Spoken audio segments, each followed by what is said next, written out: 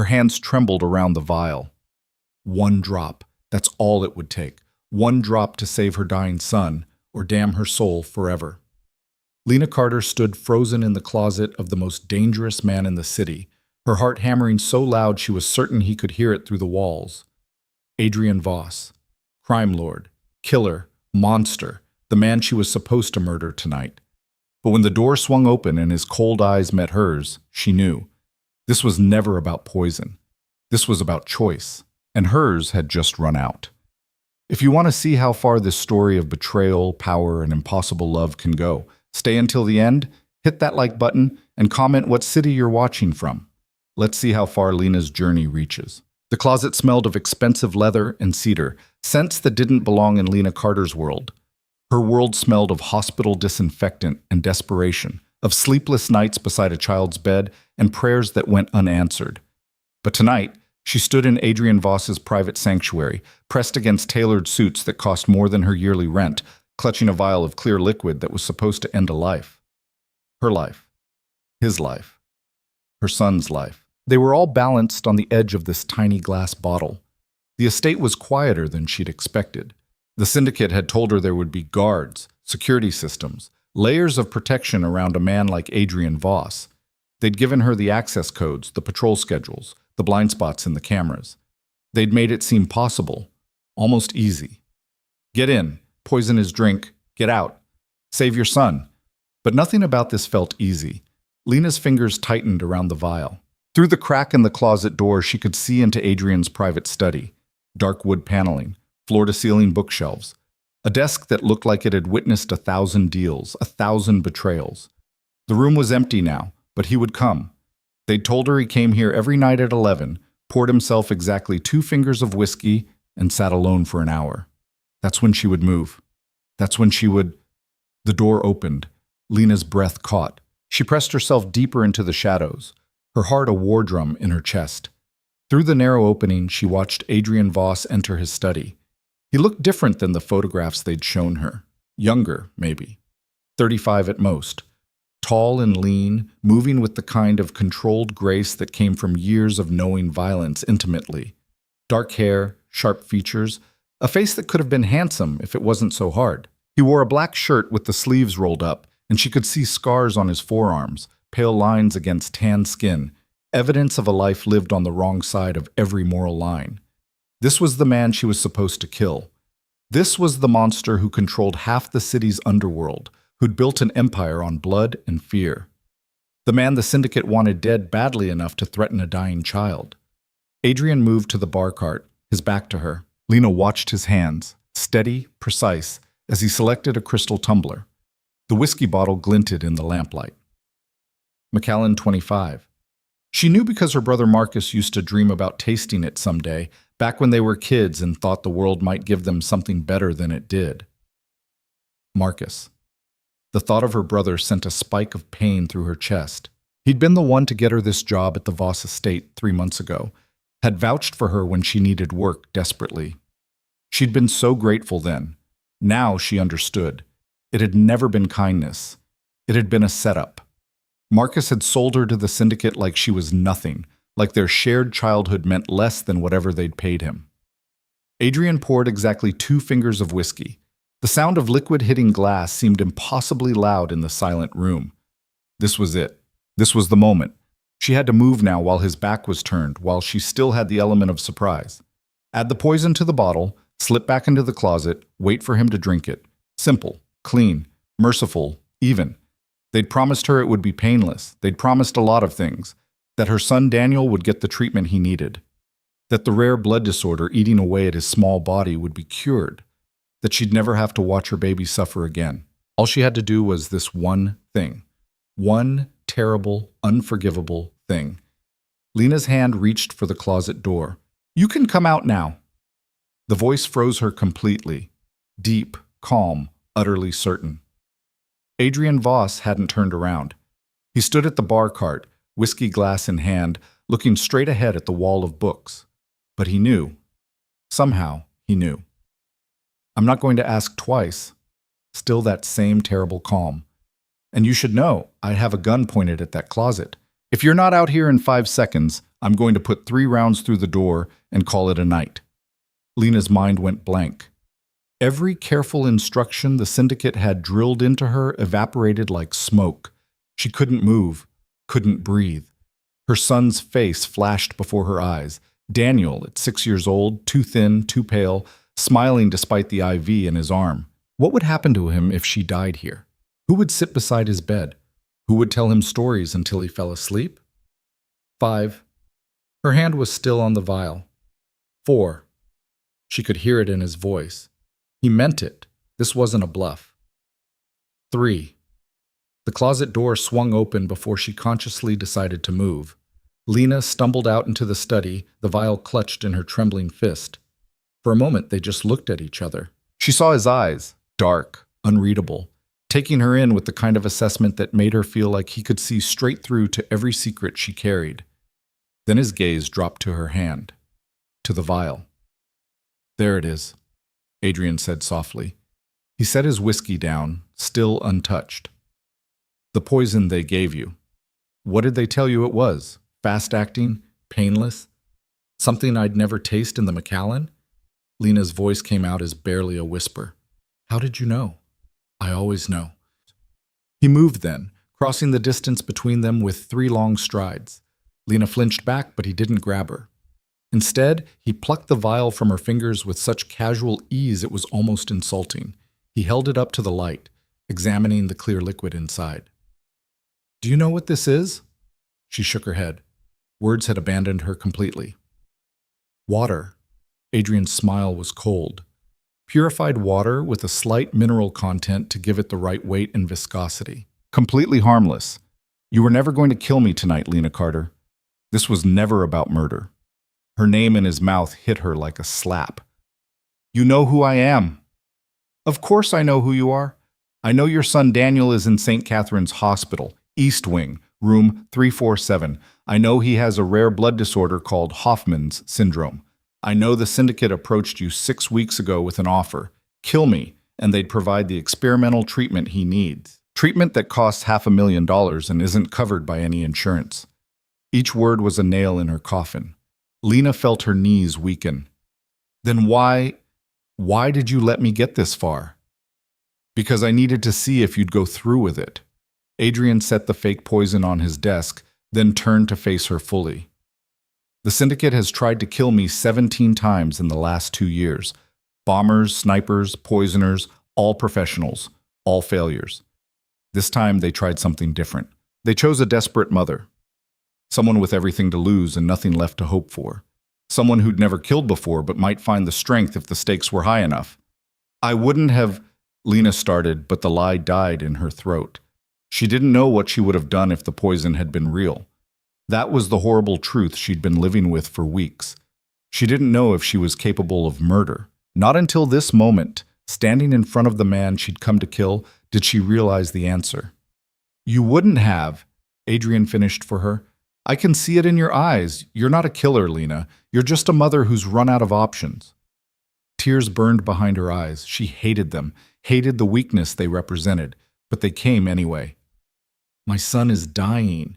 Every day I watch him fade a little more, and the doctors say there's nothing they can do. Nothing except this treatment. And I can't afford it. I can't save him. So when they came to me with this offer, when they said all I had to do was..." Her voice broke. The full weight of what she'd almost done crashed over her like a wave.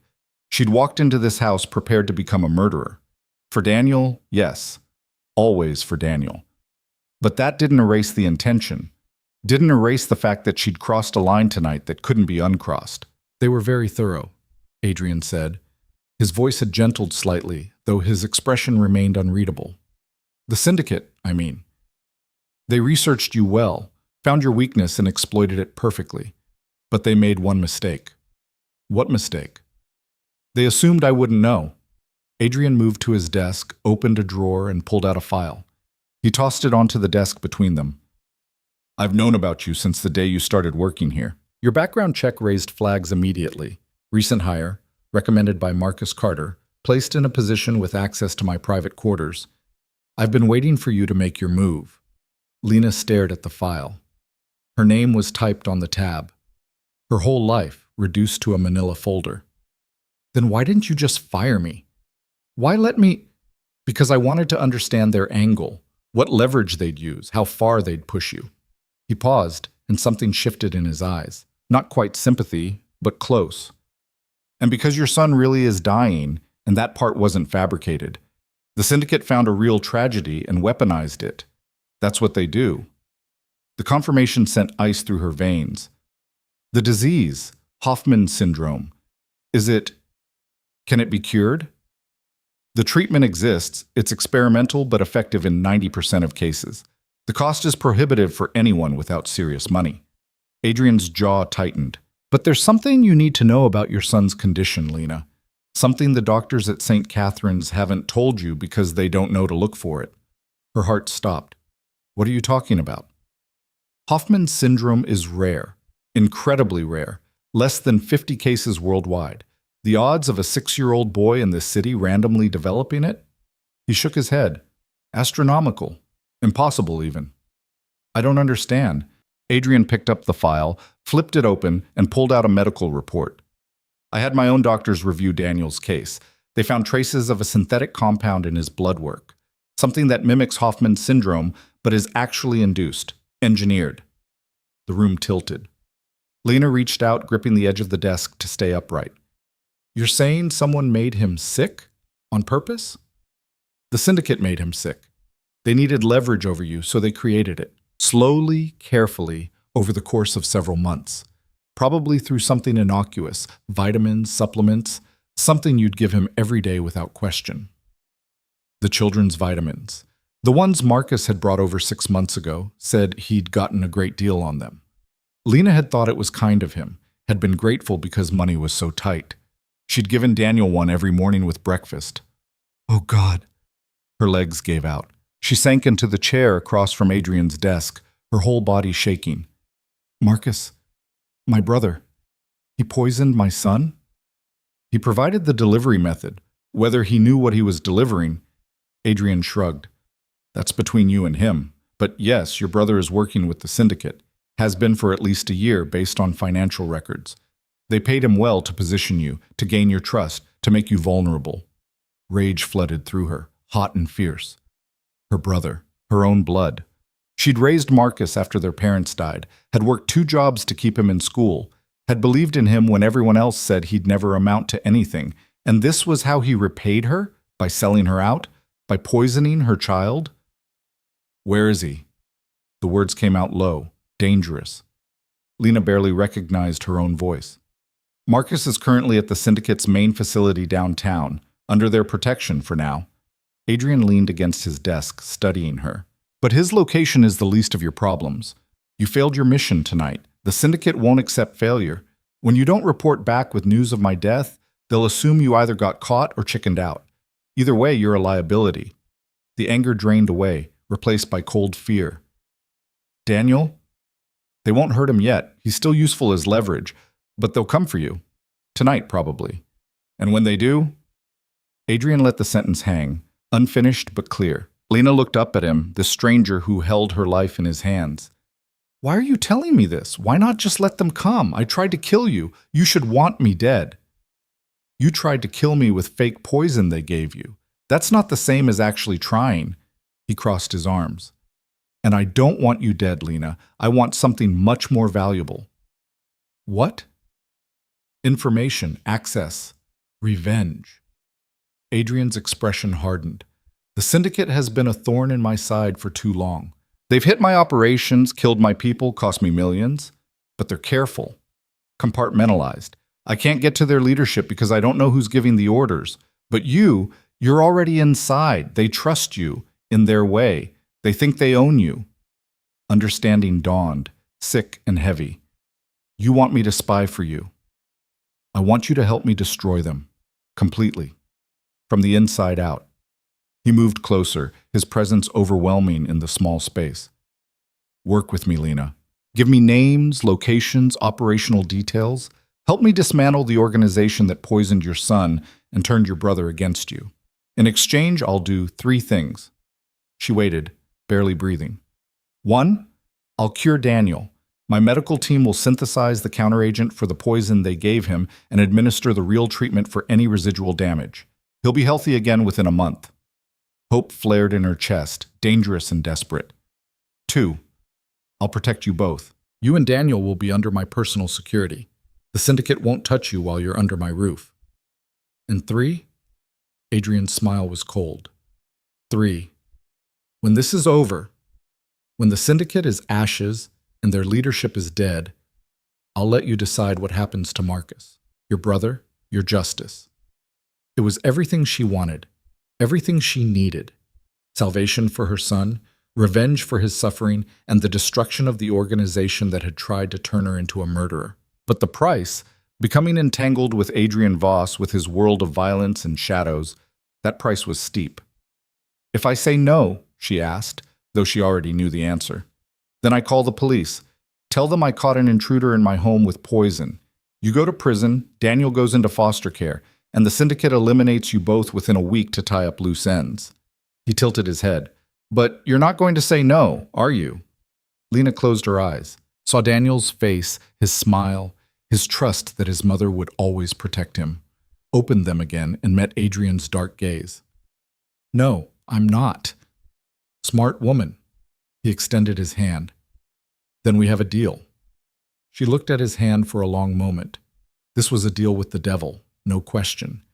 Adrian Voss was dangerous, ruthless, everything the world had warned her about. But he was also offering her the only path forward that didn't end with her son's grave. Lena took his hand. His grip was firm, warm, and somehow gentle, despite everything. I'll help you, whatever it takes. Good. Adrian released her hand and moved to the door. First thing, we need to get you and Daniel moved to a secure location. The syndicate will expect you back at your apartment tonight. When you don't show, they'll send people. How long do I have? Hours at most. I'll have my team pack your essentials and extract Daniel from the hospital. You're going to call them right now and tell them you succeeded. Tell them I drank the poison and collapsed. That'll buy us time while they verify. Lena's pulse hammered. They'll want proof. I'll provide proof. A stage scene, fake medical reports, enough chaos to keep them off balance for 48 hours. By the time they realize it's a fabrication, you'll be somewhere they can't reach. He made it sound simple, but Lena knew nothing about this would be simple. She was trading one form of captivity for another. The syndicate had controlled her through fear. Adrian would control her through what? Obligation? Gratitude? Something darker? As if reading her thoughts, Adrian paused at the door. I should tell you something, Lena. I'm not a good man. I've done things that would make you sick. I've hurt people, destroyed lives, built my empire on blood. I won't pretend otherwise. Then why help me? Because the syndicate crossed a line when they went after a child. I have rules, they don't.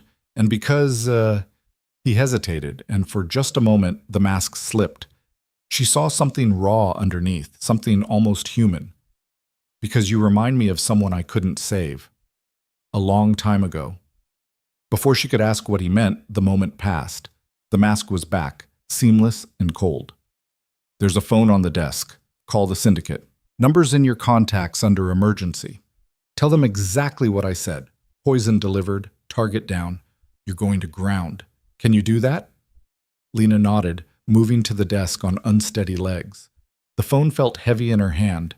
She pulled up her contacts, found the number. Her finger hovered over the call button. Lena. Adrian's voice stopped her. Once you make this call, there's no going back. You'll be committed, all the way. I know. Do you? He studied her with those unreadable eyes. Because once you're in my world, it changes you. Even if we win, even if we burn the syndicate to the ground and save your son, you'll never be the same person you were when you walked into this house tonight. That innocence you're still carrying, it'll be gone. She thought about that, about the woman she'd been 3 months ago, before the diagnosis, before the desperation. That woman was already gone. The woman standing in Adrian Voss's study with a phone in her hand and her son's life hanging in the balance. This woman had already crossed into darkness. Might as well see it through to the end. I stopped being innocent the moment I put that vial in my pocket, Lena said quietly. Make the call or not. That part's already done. Something flickered in Adrian's expression. Respect, maybe, or recognition. Then make the call. Lena pressed the button. The line rang once, twice. Then a voice answered, smooth, professional, utterly emotionless. Report. It's done. Lena kept her voice steady, channeling every ounce of desperation into sounding convincing. He drank it. The whiskey. He started convulsing about 3 minutes after. I didn't stay to watch. I couldn't. But he's down. He's... Location. I'm in transit. Moving to the safe house like we discussed. A pause. Lena's heart hammered so loud she was sure they could hear it through the phone. Then, confirmed, await further instructions. The line went dead. Lena lowered the phone, her hand shaking. They bought it. For now. Adrian was already moving, pulling his own phone from his pocket and typing rapidly.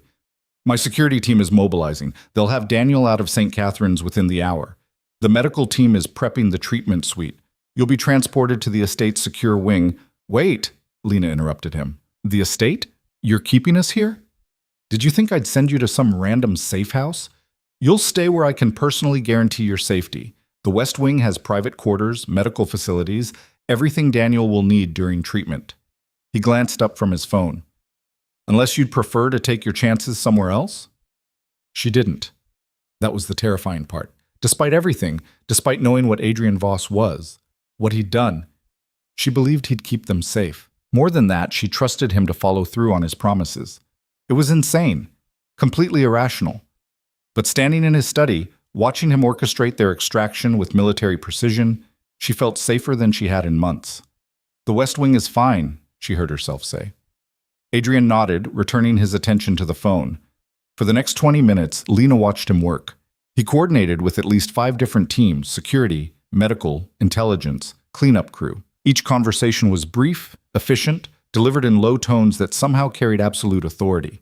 This was Adrian Voss in his element. Not the cold crime lord from the photographs, but a leader orchestrating a complex operation with the kind of control that came from years of practice. Finally, he pocketed his phone. It's done. Daniel's being moved as we speak. The hospital has been told it's a medical transfer to a private facility for specialized treatment. No alarms, no questions. Relief flooded through her so intensely she had to sit down again. Thank you. Don't thank me yet. We have a long road ahead.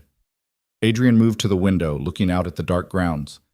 The syndicate will realize something's wrong soon. When they do, they'll come hard. Your brother will probably be with them. Marcus. The name sent a fresh wave of anger through her. What will you do when you find him? That depends on what you want me to do. Adrian turned back to face her. I told you, when this is over, his fate is your choice. Until then, he's a source of intelligence. If we can capture him alive, he might give us access to the syndicate's command structure. And if he doesn't cooperate, Adrian's expression was answer enough. The unspoken threat hung in the air between them. Cooperate or die. That was the currency of this world. The only language people like the syndicate understood. A knock at the door interrupted them. A tall woman in tactical gear entered, her dark hair pulled back in a severe bun. She had the kind of face that had seen violence and learned to live with it. Sir, package is secure and in transit. ETA 15 minutes. Excellent. Prepare the medical wing. Full security protocol. Adrian gestured to Lena. This is Lena Carter. She'll be staying in the West Wing indefinitely. Make sure she has everything she needs. The woman's eyes flickered to Lena, taking her in with professional assessment. Understood. Ms. Carter, if you'll come with me, I'll show you to your quarters. Lena stood, but hesitated. My son will be brought to you the moment he arrives, the woman said. Not unkindly, but with the firmness of someone used to being obeyed. You'll be together within the hour, I promise. It wasn't enough. An hour felt like forever when Daniel was out there, vulnerable, being moved by strangers. But what choice did she have? Lena nodded and followed the woman to the door. Lena? She turned back. Adrian was watching her with that unreadable expression again. You did the right thing tonight, choosing your son over the mission. That's going to matter in the days ahead. Remember it when things get dark. She didn't know how to respond to that, so she just nodded and left. The West Wing was nothing like she'd expected. Lena had imagined something austere, prison-like. Instead, the woman, who introduced herself as Sarah Chen, head of Adrian's security, led her through elegantly appointed hallways to a suite that could have been ripped from a luxury hotel. Hardwood floors, plush furniture, floor-to-ceiling windows overlooking manicured gardens. A bedroom with a king-sized bed, an attached bathroom with a soaking tub, and most importantly, a second bedroom clearly set up for a child. "Medical team will be here in 10 minutes to prep the treatment room," Sarah said, showing Lena around. "Mr. Voss has spared no expense on your son's care. The doctors are the best in their field." Lena touched the small bed, ran her hand over the soft blue comforter. Someone had already placed stuffed animals on the pillows. A bookshelf was stocked with children's books. It was thoughtful. Too thoughtful for a man like Adrian Voss. Why is he doing this? The question escaped before she could stop it. Sarah paused at the door. "Mr. Voss doesn't explain himself to me, but if I had to guess?" She met Lena's eyes. "He sees something in you, something worth protecting. That's rare for him." Before Lena could ask what that meant, Sarah's radio crackled. "Package arriving, 2 minutes." "Your son," Sarah confirmed. "I'll bring him up personally." The next 2 minutes stretched into eternity. Lena paced the suite, her mind racing. This was real. This was happening. In moments, Daniel would be here, safe, about to receive treatment that would save his life. Everything she'd done tonight, the fear, the nearly becoming a murderer, the devil's bargain with Adrian Voss, it had all led to this. The door opened, and there he was. Her son. Her whole world. Daniel looked tiny in the wheelchair, wrapped in a hospital blanket, his face pale but his eyes bright when he saw her. "Mommy!" Lena dropped to her knees, gathering him into her arms. He felt so fragile, all bird bones and shallow breathing. But he was here. He was alive. "Baby, I'm here. I'm right here." "The nice lady said we're going somewhere new." Daniel pulled back to look at her, his 6-year-old face serious. "Are you okay, Mommy? You look sad." She forced a smile, smoothing his hair back from his forehead. "I'm not sad, sweetheart. I'm happy. We're going to get you all better, okay? These doctors here, they're going to make you strong again." "Really?" Hope lit up his face, and it broke her heart. He'd been so brave through all of this, never complained even when she knew he was in pain. "Can I play soccer again?" "Yes, soon, I promise." A man in a white coat appeared in the doorway, flanked by 2 nurses. "Ms. Carter, I'm Dr. Richards. I'll be overseeing Daniel's treatment. If you're ready, we'd like to get started right away. Every hour counts with this kind of poisoning." Poisoning. The word hung in the air like a curse. Lena looked down at her son, at his trusting eyes, and felt rage burn through her all over again. They'd done this to him. Marcus had done this to him. For what? Money? Power? Whatever the syndicate had offered? "Mommy?" She forced herself to breathe, to stay calm. Daniel needed her steady, not falling apart. "It's okay, baby. These doctors are going to help you. I'll be right here the whole time." The next several hours passed in a blur. Dr. Richards and his team were efficient, professional, and remarkably gentle with Daniel. They ran tests, administered the counteragent for the poison, and began the treatment for the underlying damage. Lena stayed by his side through all of it, holding his hand, telling him stories, being his anchor. Somewhere around 3 in the morning, Daniel finally fell asleep. Doctor.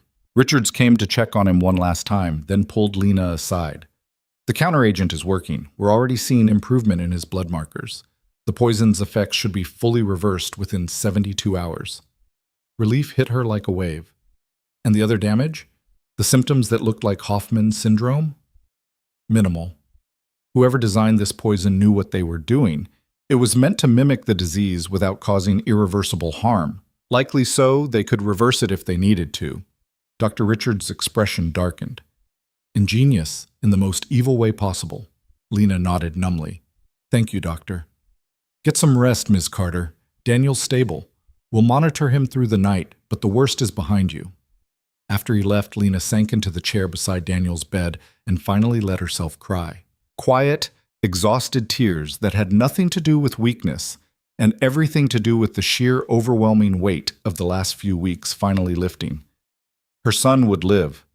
Whatever else happened, whatever price she had to pay, Daniel would survive. He's strong, like his mother. She looked up to find Adrian standing in the doorway. He'd changed into dark jeans and a fitted black shirt, his hair slightly disheveled like he'd been running his hands through it. He looked tired, human, not quite the terrifying crime lord from earlier. "How long have you been standing there, right?" Lena asked, wiping her eyes. "A few minutes. Didn't want to interrupt." He moved into the room quietly, his gaze on Daniel's sleeping form. "The doctors gave me their report. He's going to be fine." "Thanks to you." "Thanks to you," Adrian corrected. "You could have gone through with it tonight. Could have used that poison, fake or not, as a weapon. Tried to fight your way out. But you didn't. You chose to listen. That takes courage." Lena shook her head. "I didn't feel courageous. I felt terrified." Courage and terror aren't mutually exclusive. Usually they go hand in hand. He pulled up a chair, sitting across from her with Daniel's bed between them. "I want to tell you something about the syndicate, something that might help you understand what we're up against." She listened, too exhausted to do anything else. 10 years ago they were nothing, a small operation trafficking drugs and weapons, barely a blip on the criminal landscape. Then someone new took over. Someone brilliant and completely ruthless. Under this new leadership, they've grown into something much more dangerous. They don't just deal in illegal goods anymore. They deal in leverage, information. They find people's weaknesses and exploit them, turn regular people into assets through blackmail, threats, or, in your case, manufactured crises. Like poisoning a child. Exactly. They've done it before. Created problems they could offer to solve in exchange for loyalty. It's how they've infiltrated government, law enforcement, even rival organizations. Everyone has something they'd do anything to protect. The syndicate finds that something and owns you. Lena felt sick. How many others are there? People like me, trapped? Dozens, maybe hundreds. All of them terrified. All of them doing terrible things to protect what matters most. Adrian leaned forward, his elbows on his knees. "That's why we have to end this. Not just for revenge, but to free every person they've got their hooks into." "You make it sound noble, but you're not doing this out of altruism." "No," he admitted. "I'm not. The syndicate has cost me dearly. They've killed people I cared about, destroyed operations I spent years building, and made it their mission to eliminate me. This is personal, but that doesn't mean it's not also right." Lena studied him in the dim light. "Sarah said you see something in me, something worth protecting." What did she mean? Adrian was quiet for a long moment. When he spoke, his voice was softer than she'd heard it. "I had a sister once, Elena. She was brave, fierce, protective of everyone she loved. When our parents died, she raised me, kept me safe when we had nothing." "What happened to her?" "She got caught in someone else's war. A rival organization went after my father's people, and Elena was collateral damage. She died protecting a friend's child." His jaw tightened. She was 23. The kid she saved was 6, same age as Daniel. Understanding dawned. "You see her in me. I see what she would have become if she'd lived. A mother who'd do anything for her child. Someone worth saving." He met her eyes. "I couldn't save Elena, but I can save you. Consider it a debt I'm finally paying." The raw honesty in his words struck something deep in Lena's chest. For all his violence, all his ruthlessness, Adrian Voss was still human underneath, still carrying grief, still trying to make amends for things he couldn't change. "I'm sorry about your sister," she said quietly. "So am I." He stood, moving toward the door. "Get some rest, Lena. Tomorrow we start planning our next move. The syndicate will regroup faster than you think. Adrian?" He paused. "Thank you for everything." He nodded once, then disappeared into the hallway. Lena turned back to Daniel, watching his chest rise and fall in peaceful sleep. The poison that had been killing him was being neutralized. The treatment was working. Her son would survive. But the cost? The cost was just beginning to come due. Somewhere in the city, the syndicate was realizing their plan had failed. Marcus was still out there, still working for them. And Lena had just pledged herself to a man who lived in shadows, who dealt in violence, who would ask things of her she might not be ready to give. She'd made a deal with Adrian Voss tonight, sealed it with a handshake in his study. And now, watching her son sleep in a crime lord's estate, surrounded by guards and doctors and the trappings of a world she didn't understand, Lena wondered if she'd traded one prison for another. Or if maybe, just maybe, she'd found the only ally strong enough to help her burn down the prison entirely. Either way, there was no going back. The poison was out of her hand, but the damage was done. She was in this now, all the way to whatever end awaited them. Outside the window, dawn was beginning to break over the estate. A new day, a new life. And somewhere in the darkness, enemies gathering like storm clouds. Lena closed her eyes and tried to rest. Tomorrow, the real war would begin. Tonight, she'd just hold on to this moment. Her son safe, breathing, alive. It would have to be enough. The first 3 days passed in a strange kind of limbo. Lena existed in a world suspended between relief and dread, watching Daniel grow stronger by the hour while knowing that somewhere beyond the estate's walls, danger was gathering momentum. She barely left his side during those first 72 hours. Dr. Richards and his team came and went like clockwork, monitoring Daniel's progress, adjusting treatments, offering reassurances that became increasingly optimistic. The color was returning to her son's cheeks. His appetite improved. By the third morning, he was sitting up in bed asking for pancakes and whether the estate had a library because he was bored. "Bored is good," Dr. Richards said with a smile, checking Daniel's vitals one last time. "Bored means healing. By next week, he'll be strong enough for physical therapy. By the month's end, he'll be running circles around you." Lena wanted to cry from sheer gratitude, but she held it together until the doctor left. Then she buried her face in Daniel's hair and let the tears come silently. "Mommy, you're squishing me," Daniel protested, but he hugged her back anyway. "Sorry, baby. I'm just so happy." "Me too." He pulled back, his expression turning serious in that way 6-year-olds do when they're trying to sound grown up. "Are we going to stay here forever? This place is really big. I saw a pool from the window. And there's gardens. Can I explore them?" "We'll see," Lena said carefully. She hadn't figured out how to explain their situation to Daniel yet. How did you tell a child that his uncle had betrayed them, that his mother had almost become a murderer, that they were now living under the protection of one of the most dangerous men in the city?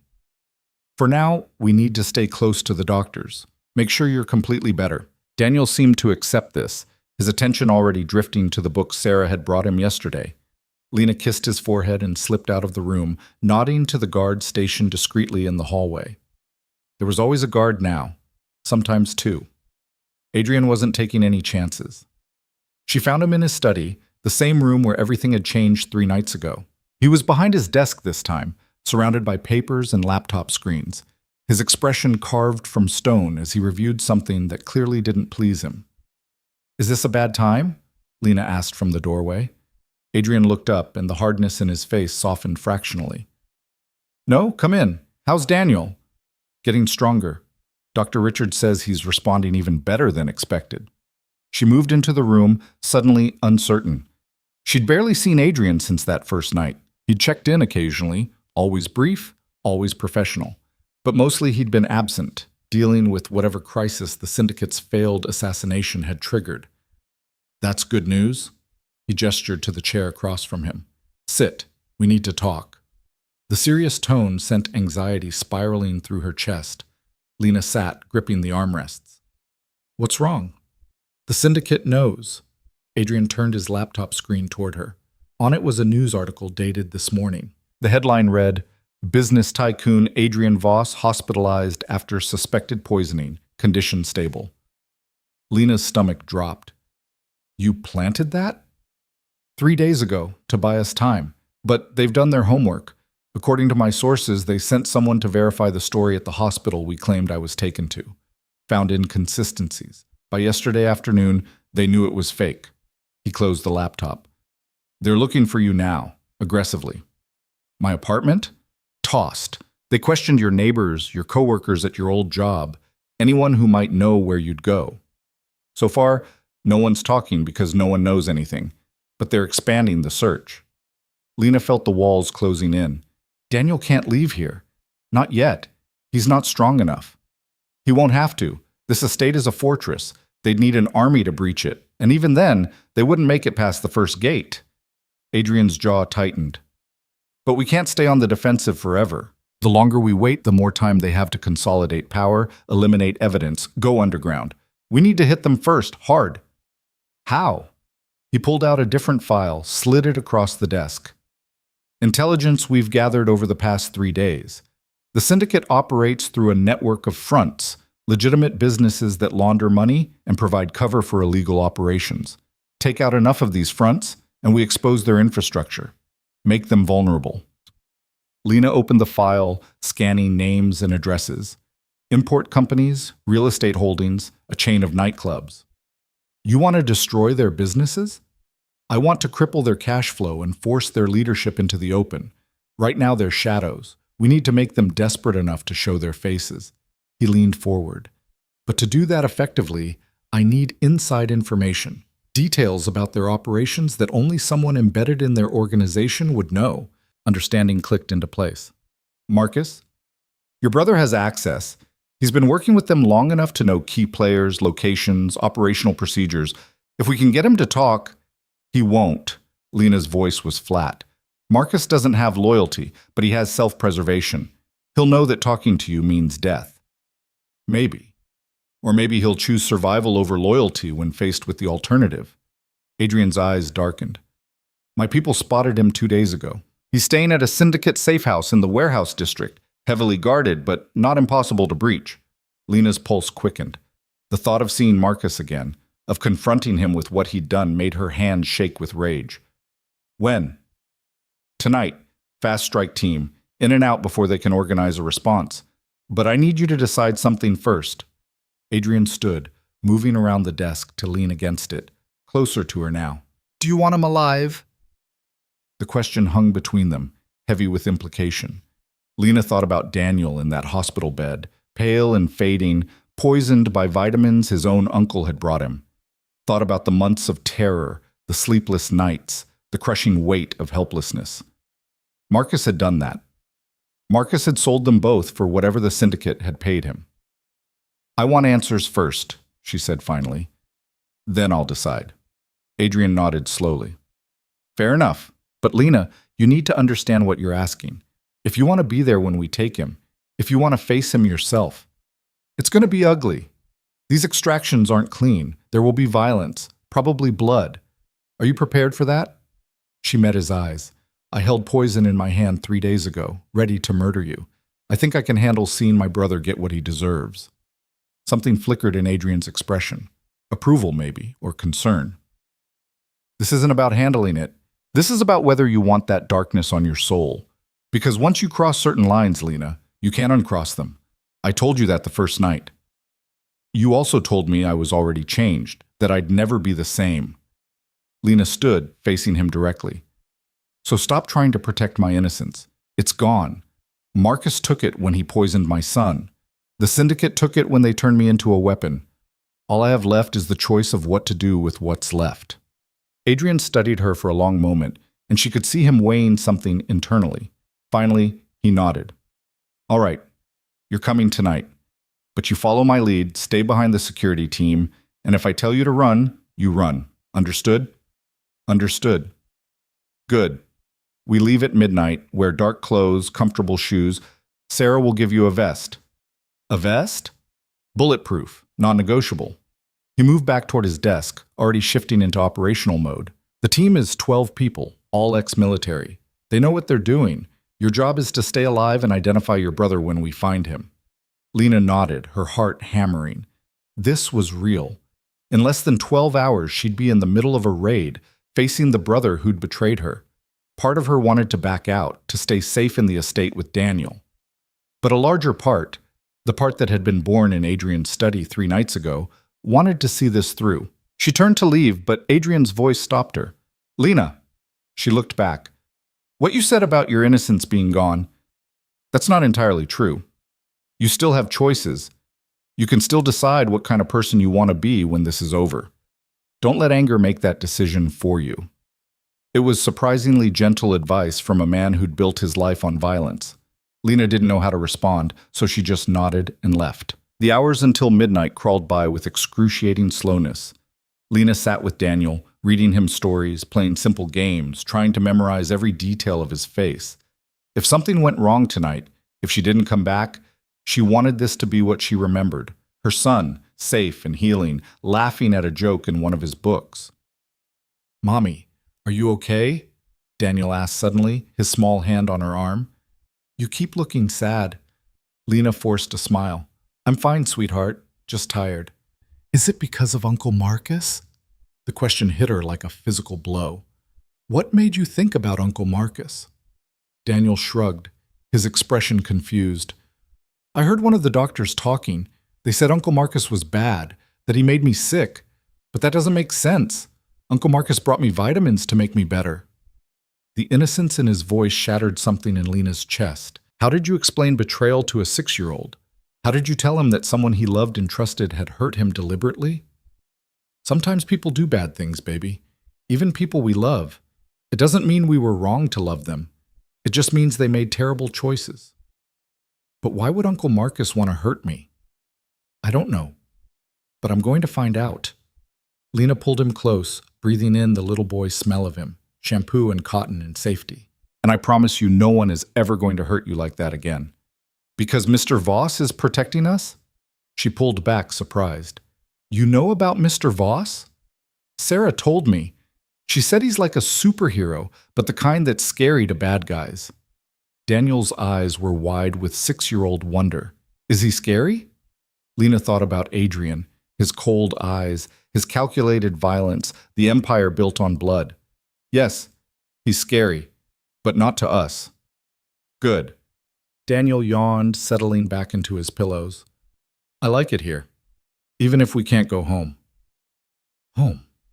The apartment they'd shared, with its peeling paint and noisy neighbors and water stains on the ceiling, it had been theirs, bought with Lena's hard work and sacrifice. But she couldn't miss it, not when Daniel was safe here, healing, alive. "Get some sleep, sweetheart. I'll be right here." But she wouldn't be. In a few hours, she'd be in a tactical vest, raiding a warehouse to confront the brother who'd destroyed their lives. The lie tasted bitter, but necessary. Daniel drifted off quickly, exhaustion still claiming him easily. Lena sat there until Sarah appeared in the doorway, dressed in black tactical gear, carrying a similar vest. "Time to get ready," Sarah said quietly. Lena kissed Daniel's forehead one last time, whispered a promise she hoped she could keep, and followed Sarah out. The preparation room was in a part of the estate Lena hadn't seen before, underground, accessible only through a secured elevator. The space looked like something from a military base. Weapons racks, communications equipment, monitors displaying various feeds. Adrian's security team was already assembled, checking gear with practiced efficiency. Sarah helped Lena into the vest, adjusting straps, explaining basic safety protocols. "Stay behind the entry team. Don't touch anything you're not told to touch. If shooting starts, drop and cover. Clear?" "Clear." Adrian emerged from a side room, also in tactical black. He looked different like this, not the businessman from his study, but something harder, more dangerous. This was Adrian Voss, the crime lord, the man who'd survived 17 assassination attempts and built an empire on calculated ruthlessness. He crossed to Lena, checking her vest himself, tugging straps tighter. "You don't have to do this." "Yes, I do." His hand stilled on the vest, his eyes meeting hers. "Once we're inside, things move fast. You might see things you can't unsee. Are you ready for that?" "Stop asking me if I'm ready. I'm here. That has to be enough." A ghost of something, respect maybe, or concern, crossed his face. Then it was gone, replaced by cold focus. "All right, stay close to Sarah. She'll keep you safe." The convoy left the estate at 11:45, 3 black SUVs with darkened windows, moving through the city like sharks through deep water. Lena sat in the second vehicle, sandwiched between Sarah and another guard whose name she hadn't caught. No one spoke.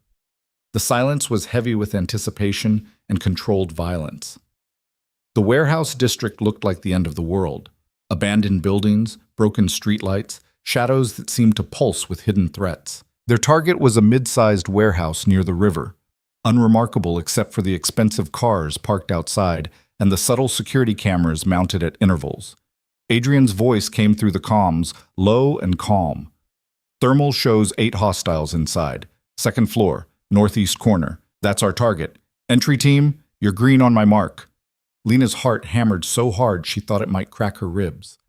This was happening. This was real. 3, 2, 1, execute. The entry team moved like liquid shadow, fast, silent, lethal. Lena followed Sarah up a fire escape, her legs shaking but functioning. Ahead she heard the sharp crack of suppressed gunfire, shouted commands, the heavy thud of bodies hitting floor. Then they were inside. The warehouse interior was a maze of crates and machinery, lit by harsh fluorescent strips.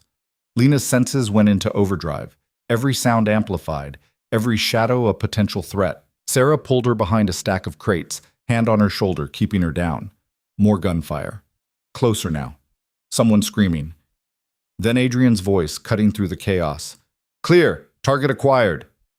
Sarah moved, pulling Lena with her. They navigated through the warehouse, past unconscious guards, past evidence of the brief, brutal fight. Finally, they reached a small office on the second floor. Marcus was on his knees, hands zip-tied behind his back, blood running from a cut above his eye. 2 of Adrian's men flanked him, and Adrian stood directly in front of him, gun hanging loose at his side, expression carved from ice. Lena's here, Adrian said without turning. I thought you might want to see her. Marcus's head snapped up. When his eyes found hers, something flickered in them. Surprise, fear, maybe even shame.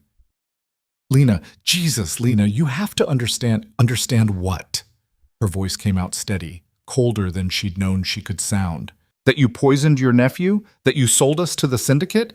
What exactly should I understand, Marcus? They would have killed me. You don't know what they're like, what they're capable of. I know exactly what they're capable of. I spent weeks watching Daniel fade because of what you did. Because you brought those vitamins, smiled at us, pretended to care while you were slowly murdering a 6-year-old. Marcus flinched like she'd struck him. It wasn't supposed to be permanent. They said it was reversible, that once you did the job, they'd cure him. I was trying to help. Help? The rage that had been building for days finally broke free. Lena crossed the distance between them in 3 strides, her hand connecting with his face before she consciously decided to hit him. The slap echoed in the small space. You call that help? You destroyed us. I had debts. Marcus's voice rose, desperate now. Gambling debts. The syndicate owned me. When they told me to position you at the Voss estate, to make you accessible, I didn't have a choice. Everyone has a choice. Adrian's voice cut through Marcus's excuses like a blade. You chose money and self-preservation over family. Own it. Marcus's eyes darted to Adrian, then back to Lena. You're working with him now? Lena, do you have any idea what he is? The things he's done? I know exactly what he is, and he's still better than you. The words came out vicious, true. At least Adrian was honest about his darkness. You smiled and lied and poisoned a child. I never wanted Daniel to suffer. But you let him anyway. Lena crouched down, forcing Marcus to meet her eyes. You watched him get sicker, came to visit him in the hospital, held his hand and told him he'd be okay, all while knowing you were the reason he was dying. Tears were running down Marcus's face now. Real or performed, Lena couldn't tell anymore. Didn't care. I'm sorry. I'm so sorry. If I could take it back. But you can't. She stood, stepping back. Her hands were shaking, but not from fear. From the overwhelming urge to hurt him more, to make him feel even a fraction of the pain he'd caused. Adrian, ask him what you need to know. Adrian moved closer to Marcus, his presence somehow more threatening than any weapon. The syndicate's command structure, names, locations, operational procedures, you're going to tell me everything. Marcus shook his head frantically. I can't. They'll kill me. You don't understand the reach they have. I'll kill you if you don't. Adrian's voice was almost conversational. And unlike them, I'm standing right here. So you need to make a very simple calculation about which threat is more immediate. Please. Names, Marcus. Start talking. For a moment, Lena thought her brother might actually refuse. Might choose loyalty to the syndicate over survival. But then his shoulders sagged, defeat written in every line of his body. There are 5 regional directors, Marcus began, his voice barely a whisper. I only know 3 of them. Viktor Petrov handles the trafficking operations. Melissa Chen manages the financial networks. And there's someone they call the architect. Never met him, don't know his real name. He's the one who plans operations. The poisoning scheme, that was his design. Adrian pulled out his phone, recording. Locations? Marcus gave addresses, details about security, operational schedules. With each piece of information, he seemed to shrink further, the reality of his betrayal settling over him. Lena watched, feeling nothing. No satisfaction, no vindication. Just a hollow kind of certainty that the brother she'd raised was gone. Maybe he'd never existed. The main facility, Adrian pressed. Where does the leadership meet? I don't know. I swear I don't know. I'm low level. They don't trust me with that kind of information. Marcus looked up at Lena, desperate. But I can help you find out. I can go back, gather intelligence, feed you information. Just please, don't let him kill me. He's not going to kill you, Lena said quietly. I am. The room went silent. Even Adrian's expression shifted, something unreadable crossing his features. Marcus's eyes widened. Lena, no, you're not a killer. You're not like them. I told you, I'm not the person I was.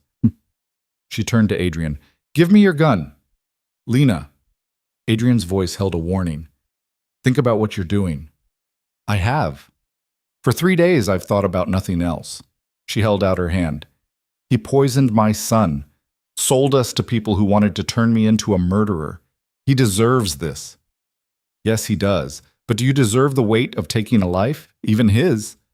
Adrian didn't move to give her the weapon. I told you, there are lines you can't uncross. And I already told you, I'm past that line. Give me the gun, Adrian. They locked eyes, a battle of wills playing out in the cramped office. Around them, Adrian's team stood motionless, waiting for orders. Marcus was openly crying now, pleading incoherently.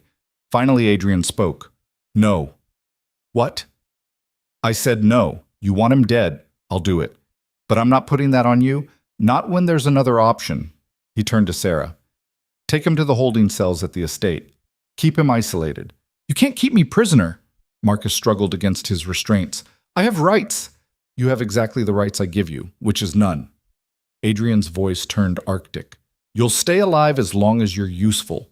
The moment you're not, we revisit this conversation. Clear? Marcus sagged, nodding miserably. Lena felt fury rise in her chest. I didn't come here to show mercy. No, you came here for answers. You got them. Adrian moved to her, his voice dropping so only she could hear. And tomorrow, when your son asks where you went tonight, you can tell him the truth without adding murder to the list. Trust me, Lena. You want to keep that off your conscience. She wanted to argue, wanted to scream that Marcus deserved death, that mercy was wasted on him. But looking into Adrian's eyes, she saw something she hadn't expected, understanding. He knew what it cost to kill, knew the weight of that choice, and he was trying to save her from it. Fine, she said finally. He lives. For now. Relief flickered across Adrian's face, there and gone. Take him, he ordered his team. 2 men hauled Marcus to his feet, dragging him toward the exit. He was still pleading, still making promises he'd never keep. Lena didn't watch him go. She was staring at her hands, at the faint tremor that wouldn't stop. She'd been ready to kill him, had wanted to. The realization was both terrifying and clarifying. Come on, Adrian said gently. Let's get you back. The ride back to the estate was silent. Lena sat in the same seat, between the same guards, but everything felt different. She'd crossed into Adrian's world tonight, seen the violence, felt the rage, stood on the edge of becoming something she couldn't take back. And Adrian had pulled her back from that edge. Why did you stop me? She asked suddenly, breaking the silence. You could have let me kill him. It would have tied me to you more completely, made me complicit. Adrian was quiet for a moment. When he spoke, his voice was careful. Because I've taken enough from you already. Your safety, your choices, your normal life. I wasn't going to take your humanity too. Maybe I wanted to give it up. No, you didn't. You wanted revenge. That's different. He turned to look at her in the darkness. Revenge is a fire, Lena. It burns bright and hot, and when it's done, all you're left with is ash. I'm trying to save you from that. You're a crime lord. You've killed people. Don't pretend you're saving me from anything. I know what I am. That's exactly why I know what I'm trying to save you from. His expression hardened. I've lived in that ash for years. It's no place for someone like you." Lena wanted to argue, but exhaustion was crashing over her like a wave. The adrenaline was fading, leaving only bone-deep weariness. She leaned back in the seat, closing her eyes. When they reached the estate, she went straight to Daniel's room. He was sleeping peacefully, his color better, his breathing steady. Lena stood in the doorway, watching him, feeling the full weight of everything she'd done to keep him safe. "He's doing well." She turned to find Adrian behind her, still in his tactical gear, looking as tired as she felt. "Doctor, Richard says he'll make a full recovery," Adrian continued. "Another week or two, and he'll be strong enough for normal activities." "Thank you," Lena said quietly. "For everything, for saving him, for stopping me tonight." "I told you, it's a debt I'm paying." But something in his voice suggested it was more than that now, something neither of them was ready to name. They stood there in the hallway, two people bound by violence and circumstance, watching a child sleep. After a moment, Adrian spoke again. "Marcus gave us 3 names. That's a start, but it's not enough. The syndicate's leadership is still hidden. We need more." "What do you need from me?" "Time. Rest. Let Daniel heal. In a few days, we'll start planning the next phase. But for now..." He paused, something almost gentle crossing his features. "For now, just be his mother. That's what he needs most." Lena nodded, too tired to do anything else. Adrian turned to leave, but she stopped him. "Adrian, when this is over, when the syndicate is gone, what happens to us? To me and Daniel?" He looked back at her, and for a moment the mask slipped completely. She saw exhaustion, loneliness, and something that might have been hope. "That's your choice. Stay or go. Either way, you'll be safe. I promise you that." Then he was gone, disappearing down the hallway like a shadow. Lena slipped into Daniel's room, pulled a chair close to his bed, and sat down. Her hands had finally stopped shaking. Her mind was quieter. Tomorrow would bring new challenges, new dangers. But tonight, in this moment, her son was safe. And somehow, impossibly, she trusted the dangerous man who'd made that possible. She reached out, smoothing Daniel's hair back from his forehead. He stirred slightly, murmuring something in his sleep. Lena leaned closer, listening. "Love you, Mommy." The tears came then, silent and cleansing. "I love you too, baby. So much." Outside the window, dawn was still hours away. The city sprawled in darkness, full of enemies and unknowns. But here, in this room, there was safety. There was hope. And somewhere in the depths of the estate, Adrian Voss sat alone in his study, staring at surveillance footage of the raid, making calculations about the war to come. He'd saved Lena from becoming a killer tonight, had pulled her back from that edge because he recognized the cost too well. But the syndicate wouldn't stop. They'd come harder, meaner, more desperate. And when they did, Adrian would have to make an impossible choice: protect Lena and Daniel, or protect his empire. He already knew which he'd choose, had known since the moment he saw her in his closet, trembling and terrified and still trying to save her son. Some debts couldn't be paid with money or power, only with sacrifice. And Adrian Voss, for all his darkness, still remembered how to sacrifice for someone who mattered. The war was just beginning, but at least now they were fighting it together. The intelligence Marcus had provided led to 3 coordinated strikes over the next 10 days. Adrian's teams hit a trafficking hub on the docks, a money laundering operation disguised as an import business, and a weapons cache in the industrial quarter. Each raid was surgical, efficient, devastating. The syndicate was bleeding resources, and they knew it. But victories came with a price. Lena was in the estate's library with Daniel when Sarah found her. It was early afternoon, sunlight streaming through tall windows while her son lay on his stomach on a plush rug, coloring in a book Dr. Richards had brought him. He looked almost normal now, pink cheeks, steady hands, that particular kind of bored restlessness that meant he was truly healing. "Ms. Carter," Sarah's voice was tight, "Adrian needs you. Now." The tension in those 2 words made Lena's stomach drop. She looked at Daniel, who was already glancing up with wide, curious eyes. "I'll be right back, sweetheart. Stay here with Sarah's friend, okay?" She nodded to one of the guards who'd appeared in the doorway. Daniel frowned. "Is something wrong?"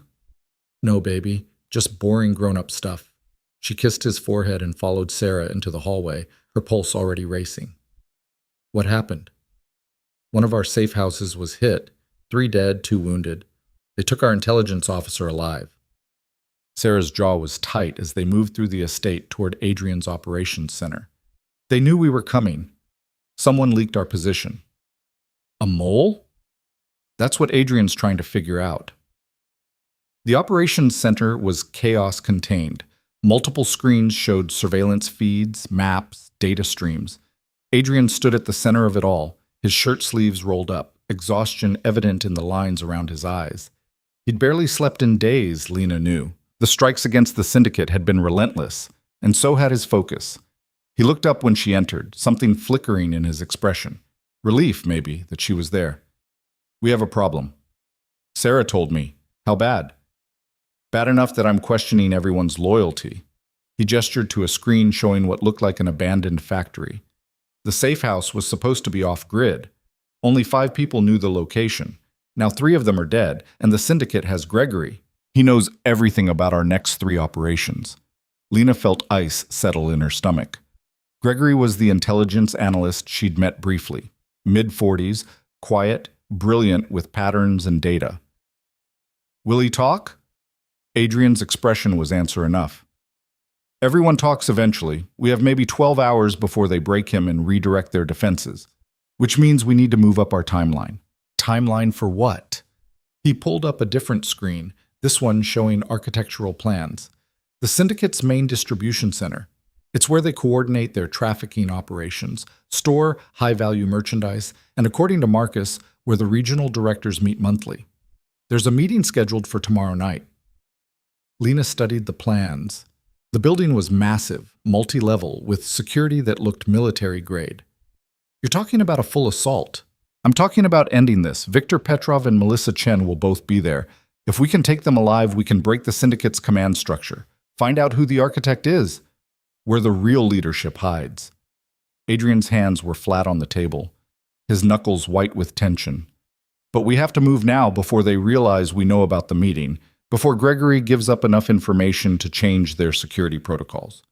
That's suicide. Look at those defenses. It's calculated risk. I've taken worse odds." He straightened, turning to face her fully. "But I need to know you and Daniel will be safe here. I'm pulling most of my security team for the assault. The estate will be on minimal coverage." Alarm shot through her. "You're leaving us vulnerable?" "The estate's defenses are electronic and automated. Even with a skeleton crew, it would take a military force to breach. And the syndicate doesn't know you're here. They're still searching safe houses and known associates." His eyes held hers. "You'll be safer here than anywhere else in the city." Lena wanted to believe him, but something felt wrong. Too convenient, too perfect. What if they do know? What if that's the point of hitting your safe house, to draw your forces out? Then they'll find out what happens when they underestimate me. Adrian's voice carried that cold certainty she'd come to recognize. The crime lord, not the man who'd sat with her outside Daniel's room. "This is what I do, Lena. I've survived 17 assassination attempts because I'm very good at calculated violence. Or very lucky." A ghost of a smile touched his mouth. "Luck helps, but I prefer control." One of his analysts called out from across the room.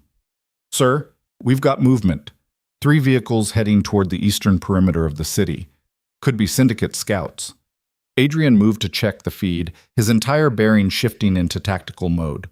Lena watched him coordinate responses, adjust security positions, make decisions with the kind of speed that came from years of this life. He was in his element here, commanding his empire like a general at war, and she was just trying to keep her son safe in the middle of a battlefield. "I should get back to Daniel," she said quietly. Adrian glanced at her, his expression softening fractionally. "Lena, wait." He crossed to her, lowering his voice so the others couldn't hear. "I know this isn't what you signed up for. I know you're scared. I'm terrified. Every day I wake up wondering if this is the day something goes wrong. If the syndicate finds us, if your defenses fail, if Daniel gets caught in the crossfire. That won't happen. I won't let it happen." The intensity in his voice made her believe him. "Tomorrow night, when we hit that distribution center, I'm ending this war. No more half measures, no more playing defense. I'm going to burn their operation to the ground and make sure they can never touch you or Daniel again. And if something happens to you, The question hung between them, heavy with implications neither was ready to examine. Adrian's jaw tightened. If something happens to me, Sarah has instructions. You and Daniel will be relocated to a secure property overseas, new identities, enough money to start fresh. You'll be free. I don't want to be free if it means you're dead. The words escaped before she could stop them, raw and honest. Adrian's eyes widened slightly, surprise breaking through his careful control. For a moment, they just looked at each other, the chaos of the operations center fading into background noise. Lena, don't. She stepped back, suddenly desperate for distance. Don't say whatever you're about to say. Just come back tomorrow. Alive. She left before he could respond, her heart hammering against her ribs. What was she doing? Getting attached to Adrian Voss? A man who killed for a living, who'd built his empire on blood? But somewhere between that first night in his study and now, he'd become more than her savior, more than just the dangerous man protecting her son.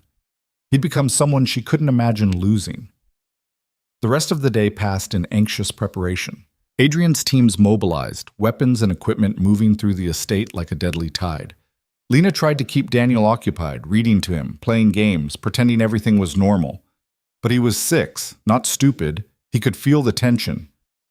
Is Mr. Voss going somewhere dangerous? Daniel asked that evening, lying in his bed while Lena tucked him in. He has work to do, baby. Important work. Like superhero work? Fighting bad guys? Lena's throat tightened. Something like that. I like him, Daniel said sleepily. He's nice. He made sure the doctors fixed me, and he lets us stay in this big house. I like him too, Lena admitted quietly. Are we going to stay here forever? It was the question she'd been avoiding. I don't know. Would you want to? Daniel considered this seriously. I miss our apartment, but I like it here better. It's safer. And you smile more now than you did when I was sick. The observation hit her squarely in the chest. She did smile more now. Despite the danger, despite the violence swirling around them, she felt more alive than she had in years. Because for the first time since becoming a mother, someone else was sharing the burden of keeping Daniel safe. Someone strong enough to actually succeed. Get some sleep, sweetheart. She kissed his forehead, breathing in the familiar scent of him. I love you so much. Love you too, Mommy. She left his door cracked, nodding to the guard stationed outside, and wandered the estate's hallways. It was nearly midnight. In less than 24 hours, Adrian would be leading an assault that could end this war or end him. The thought made her chest ache with fear she couldn't quite name. She found herself outside his study. Light spilled from under the door. Before she could talk herself out of it, she knocked. Come in. Adrian was alone, standing by the window, with a glass of whiskey.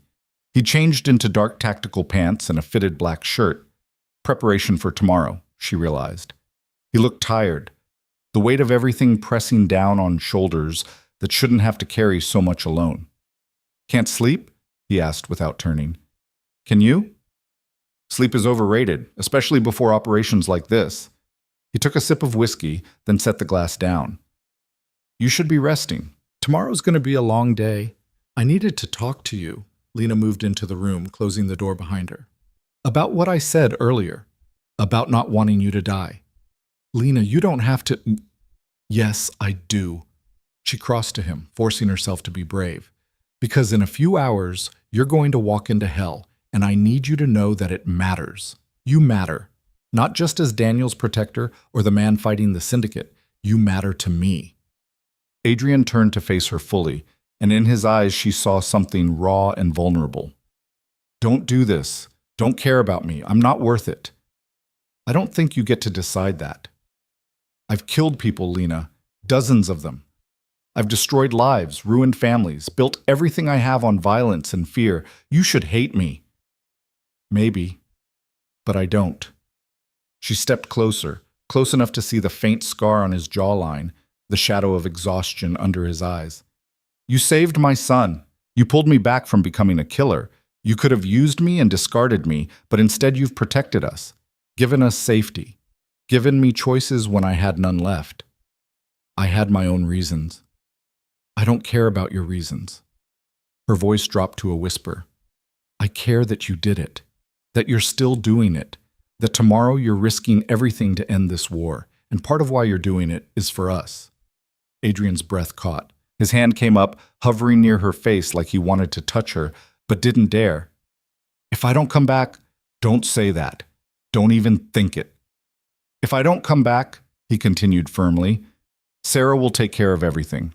The documents are in the safe in this room. Passports, bank accounts, property deeds. Everything you need to disappear and start over. Promise me you'll take Daniel and go. Don't look back. Adrian, promise me, Lena. She saw the desperation in his eyes, the need to know she'd survive even if he didn't. And because she understood that need, because she'd felt it every day watching Daniel fight for his life, she nodded. I promise. But you have to promise me something too. What? Promise you'll fight like hell to come back. Not for the Empire, not for revenge. For us. For Daniel, who thinks you're a superhero. For me, who... She stopped, the words catching in her throat. Who what? His voice was barely audible. Who needs you more than I should? The admission hung between them, dangerous and true. Then Adrian's control shattered. His hand cupped her face, thumb brushing her cheekbone with devastating gentleness. This is a terrible idea. I know. You should stay far away from me. Too late for that. His eyes searched hers, looking for permission or maybe sanity. When he found neither, when he saw only her own desperate need reflected back, he closed the distance between them. The kiss was nothing like Lena expected, not rough or demanding, but achingly gentle. Like she was something precious he was afraid to break. His other hand came up to frame her face, holding her like she mattered more than his empire, his war, his carefully constructed armor.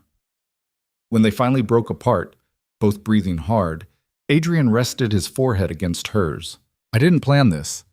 Neither did I. You deserve better. Someone who's not drowning in blood and darkness. Maybe I deserve someone who understands what it means to fight for the people you love, who'd risk everything to keep them safe. Lena's hands had found their way to his chest, feeling his heartbeat thundering under her palms. That's you, Adrian. Whether you want to admit it or not. He pulled back slightly, studying her face like he was memorizing every detail.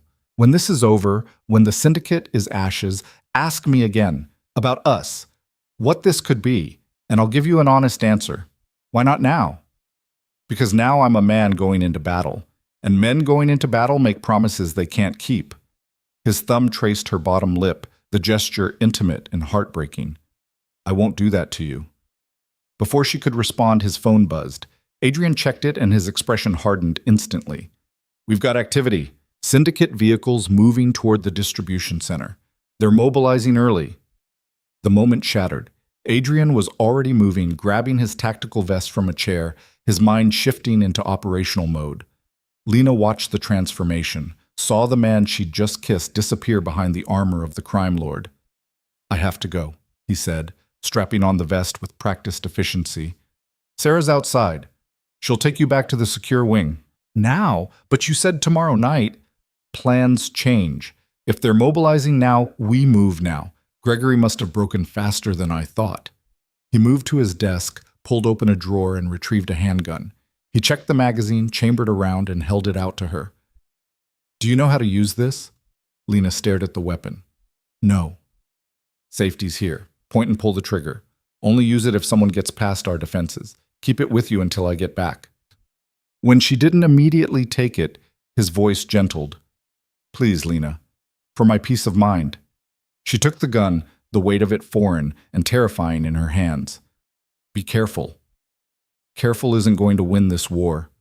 He moved to the door, then paused, looking back at her one last time. But I'll do my best to come back to you. Both of you.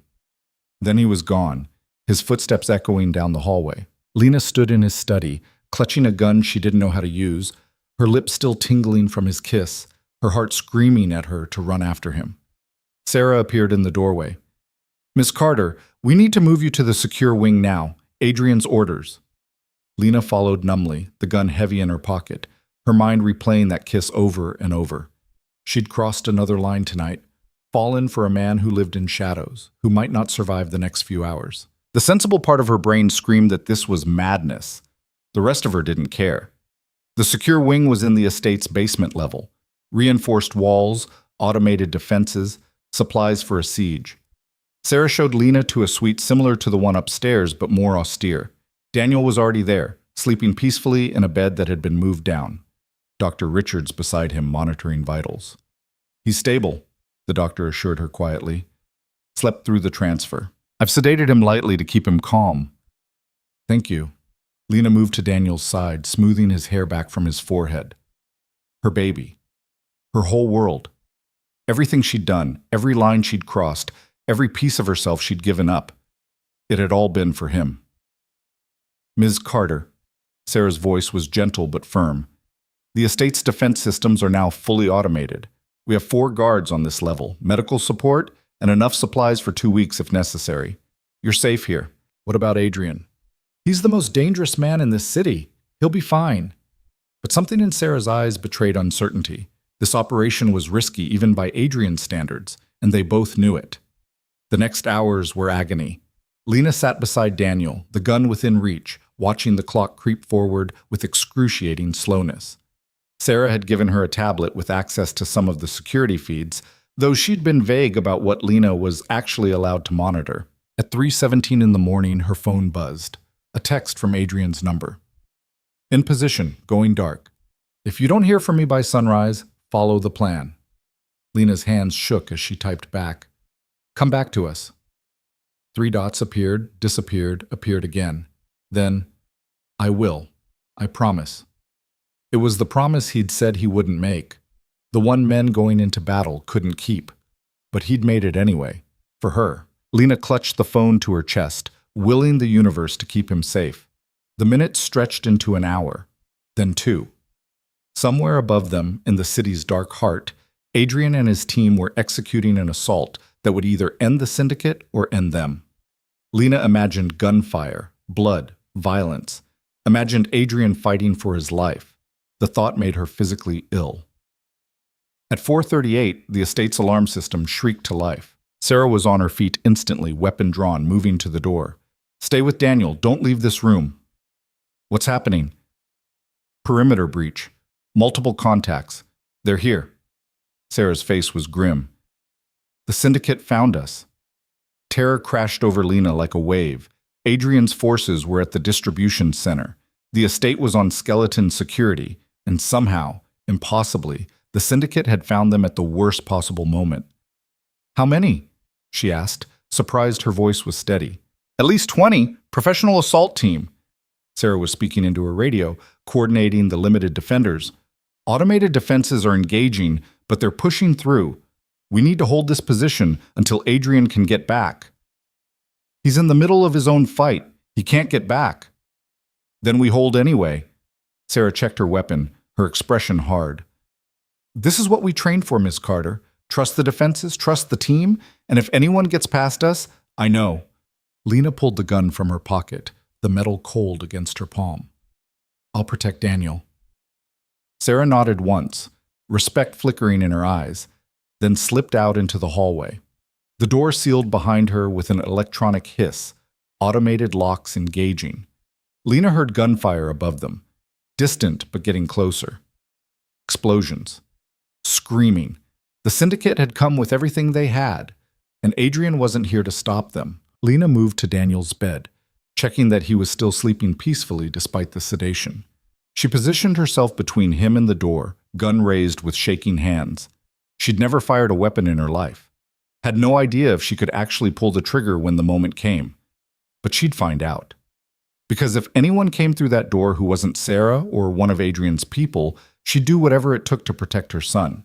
The gunfire intensified, closer now. Lena heard voices in the hallway. Sarah shouting commands, return fire, bodies hitting the floor. The automated defenses were holding, but barely. The syndicate had come prepared for Adrian's security, and they were systematically dismantling it. Then everything went quiet. The silence was worse than the noise. Lena's heart hammered so hard she could hear it in her ears. She tightened her grip on the gun, finger on the trigger like Adrian had shown her. Safety off. Point and pull. Simple. Except nothing about this was simple. The door's electronic lock buzzed and Lena's breath caught. Sarah's voice came through the intercom. Miss Carter, we've got wounded. I'm coming in with Dr. Richards. Don't shoot. The door opened, and Sarah stumbled in, blood streaming from a gash on her shoulder. Dr. Richards was behind her, helping support another guard who looked like he'd been shot in the leg. Lena lowered the gun, relief flooding through her. How bad? She asked. We're holding the perimeter, but they keep coming. Sarah winced as Dr. Richards examined her shoulder.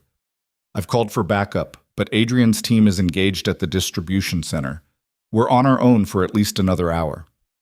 An hour might as well be forever.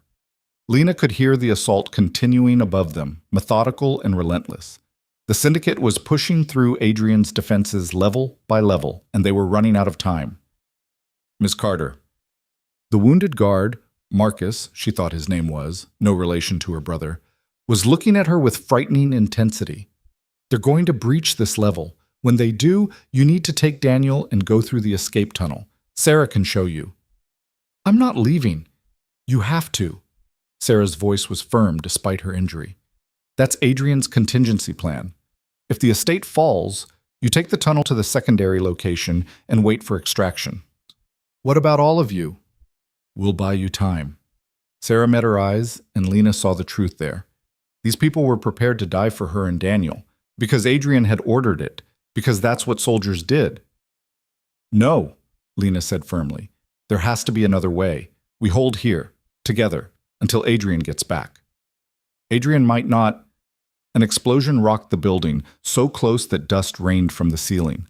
The lights flickered, died, came back on emergency power. Through the intercom, Lena heard screaming, more gunfire. They were out of time. Sarah was already moving, pulling Lena toward a panel in the far wall. The tunnel, now. That's an order from Adrian himself. If it comes down to a choice, you and Daniel live. No arguments.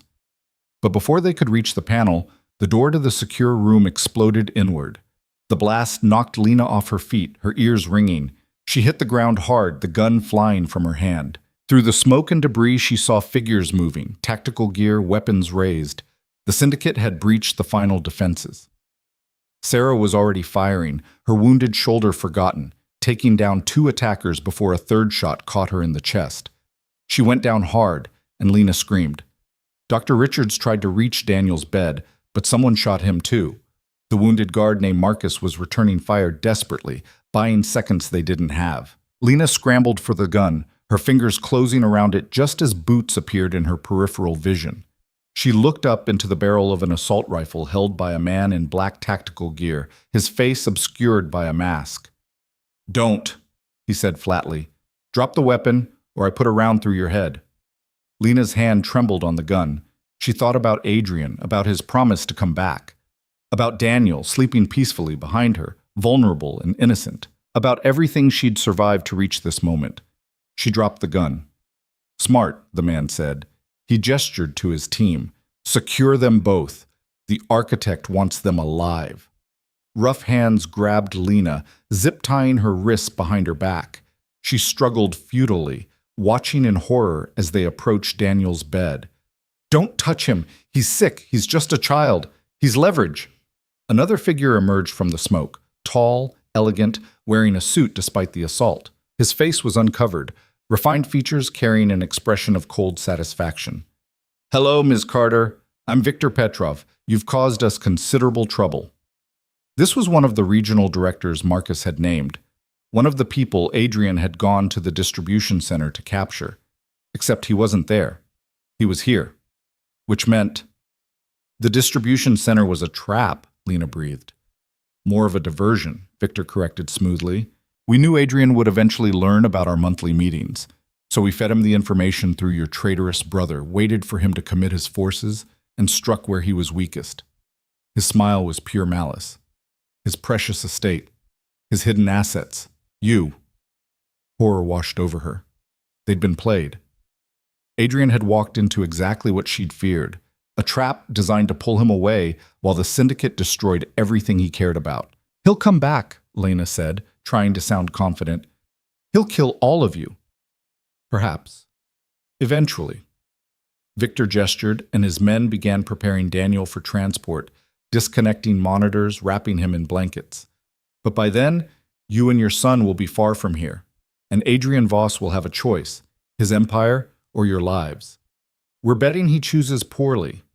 They lifted Daniel carefully, his sedated body limp in their arms. Lena lunged forward, desperate to reach him, but someone hit her hard across the face. She tasted blood, vision swimming. "Take them to the vehicles," Victor ordered, "and burn this place to the ground. I want Adrian Voss to come home to ashes." Lena was dragged through the ruined estate, past bodies of Adrian's security team, past flames consuming the West Wing. The syndicate had brought hell with them, and they were leaving nothing behind. Outside, 3 armored vehicles waited. They threw Lena into one, Daniel into another. She screamed his name, fought against her restraints, but it was useless. The doors slammed shut, and the convoy pulled away from the burning estate. Through the small window, Lena caught one last glimpse of Adrian's home, flames reaching toward the sky, smoke billowing into the pre-dawn darkness. Everything he'd built, everything he'd protected, reduced to ruin. And somewhere across the city, Adrian was fighting a battle he'd already lost. The vehicle drove for what felt like hours, but was probably only 30 minutes. When they finally stopped and dragged her out, Lena found herself in a massive warehouse complex. The same one from the architectural plans Adrian had shown her. The distribution center. They'd brought her to the very place Adrian had gone to attack. Victor was waiting inside, and he wasn't alone. Melissa Chen stood beside him, sharp-suited, cold-eyed, radiating the same controlled menace. And behind them, a figure Lena hadn't seen before. Older, unremarkable looking, but something about the way the others deferred to him marked him as important. "The architect, I presume," Lena said, her voice hoarse. The man smiled thinly. "Ms. Carter, you've been quite the thorn in our operation, turning Adrian Voss against us, providing him with intelligence, helping him destroy millions in assets. Impressive for a civilian. Where's my son?" "Safe. For now, as long as you cooperate." The architect gestured to a chair. "Sit. We have a few hours before Adrian arrives, and I'd like to discuss the terms of your surrender." Lena didn't move. "Adrian won't surrender. Not for me." "Oh, I think he will. You see, we've been monitoring his communications all night, including a rather touching exchange of text messages before the assault." The architect's smile widened. "He promised to come back to you." And unlike most criminals, Adrian Voss has a regrettable tendency to keep his promises, especially to people he cares about. The implication hit her like a punch. They knew about her and Adrian, about whatever this thing between them had become, and now they were going to use it as a weapon. "He'll kill all of you," Lena said with more confidence than she felt. "He's survived 17 assassination attempts. You really think this one will work?" "This isn't an assassination," the architect said softly. "This is a negotiation. We're going to offer Adrian Voss a choice, his empire and his life, or yours. We'll see which he values more." In the distance, Lena heard the first sounds of approaching engines, heavy vehicles moving fast. Adrian's convoy, coming exactly where the syndicate wanted him, walking straight into the trap that would destroy everything. The sound of engines grew louder, and with it came the sick certainty that Adrian was driving straight into a massacre. Lena's mind raced, searching desperately for some way to warn him, to stop what was about to happen. But her hands were bound, guards flanked her on both sides, and the architect watched her with that calm, assured expression of someone who'd already won. "You're making a mistake," Lena said, forcing her voice steady. "Adrian doesn't negotiate, he destroys. That's what he does. Everyone negotiates when the stakes are high enough." The architect gestured to Victor, who pulled out a tablet and turned it toward her. On the screen was a live feed of a small room where Daniel lay on a cot, still sedated, an IV in his arm. A man in tactical gear stood over him, hand resting casually on his sidearm. "Your son is 3 floors above us, Ms. Carter. One word from me, and that situation changes, dramatically." The threat was crystal clear. Lena's stomach turned to ice. "You said you needed him alive, for leverage. We need him useful. There's a significant difference." The architect's tone remained conversational, like they were discussing business terms instead of a child's life. "Now here's what's going to happen. Adrian will arrive in approximately 2 minutes. He'll find the distribution center defended but not impenetrable, just enough resistance to make him believe this is a legitimate operation. He'll fight his way inside because that's what he does. And when he reaches this room, he'll find you, unharmed, waiting. And then? And then I make him an offer. Walk away from everything, his operations, his territory, his vendetta against us, and we let you both live. Keep fighting, and we kill you in front of him, slowly. Then we kill his son. The architect's smile didn't reach his eyes. Even Adrian Voss has limits. We're going to find his. The engines were right outside now. Lena heard vehicles screeching to stops, doors slamming, orders being shouted. Adrian's voice cut through the chaos, sharp and commanding, and despite everything, her heart lurched at the sound. He was alive. He'd made it back. For now. Gunfire erupted outside, controlled bursts from Adrian's team, heavier automatic fire from the syndicate's defenses. The architect listened with the detached interest of someone watching a sporting event, checking his watch periodically. Right on schedule. Your Adrian is nothing if not predictable. He nodded to Victor and Melissa. Take your positions. Remember, make it look real, but let him through. I want him off balance but functional when he gets here. They dispersed, leaving Lena with 2 guards and the architect. Through the walls, she tracked the assault's progress by sound. Explosions, shouting, the distinct crack of flashbang grenades. Adrian's team was moving fast, pushing through the syndicate's defenses with the kind of brutal efficiency that came from years of this life. But they didn't know it was theater. Didn't know every step forward was planned, every defender they dropped was sacrificial. The syndicate was herding them exactly where they wanted them to go. The architect's phone buzzed. He checked it, nodded with satisfaction. They've breached the 2nd floor another 3 minutes. He looked at Lena with something almost like pity. I hope you're prepared for what comes next. Watching someone you care about make an impossible choice, it's not pleasant. He won't choose you. He'll find another way. There is no other way. That's the beauty of this trap. The architect gestured around the warehouse space. Every exit is covered, every escape route blocked. His team is outnumbered 3-1 by forces he doesn't know are there. The moment he refuses my terms, we execute Daniel, then you, then we collapse this building on top of him and what's left of his people.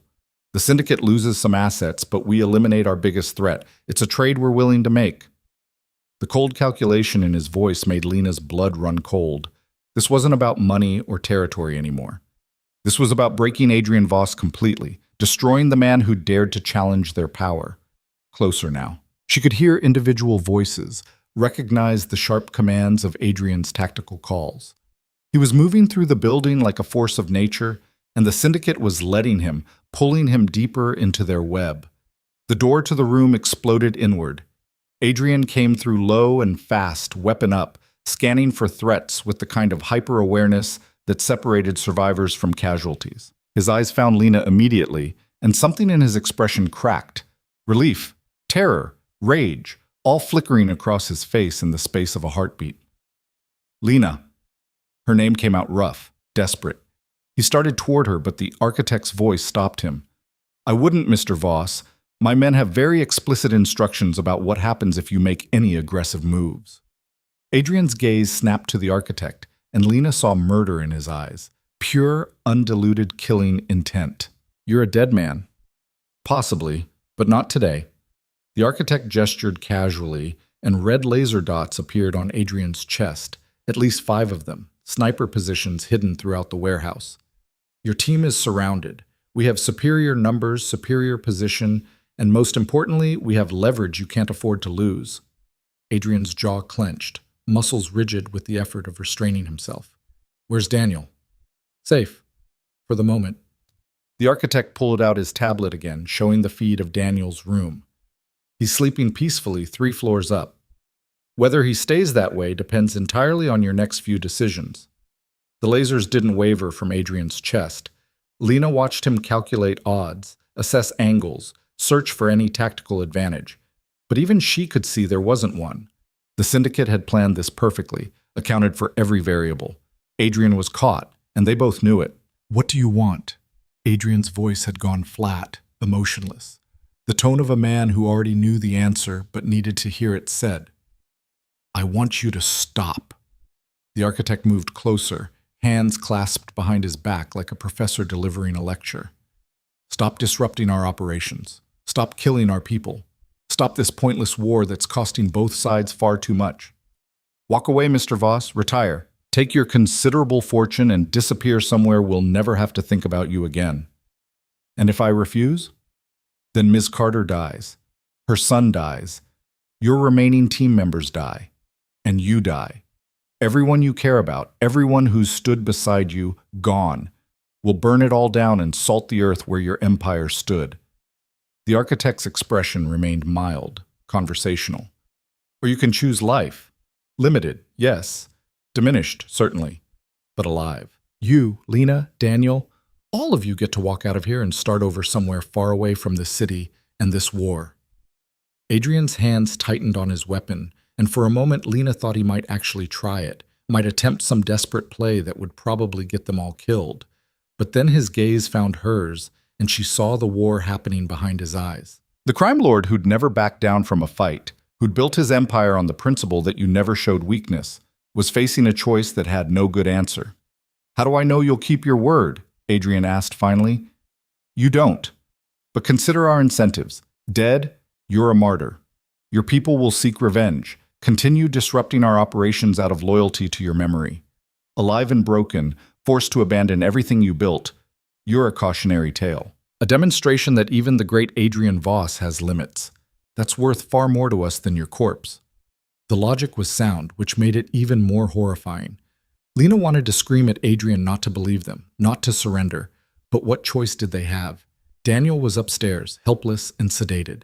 Adrian's team was surrounded by hidden forces. One wrong move and everyone died. Adrian lowered his weapon slowly, the gesture costing him something fundamental. I want to see Daniel first. Confirm he's unharmed. Of course. Victor, bring the boy. Victor spoke into his radio, and a few agonizing minutes later, 2 guards entered carrying Daniel. He was still unconscious, his small body limp in their arms, but his chest rose and fell steadily. They set him on a chair near Lena, and she felt tears burning in her eyes. Her baby. So close, but impossibly far. He's fine, the architect assured. Sedated for transport, but otherwise healthy. Doctor, Richards did excellent work before he became a casualty. Your son will make a full recovery, Ms. Carter. You have my word.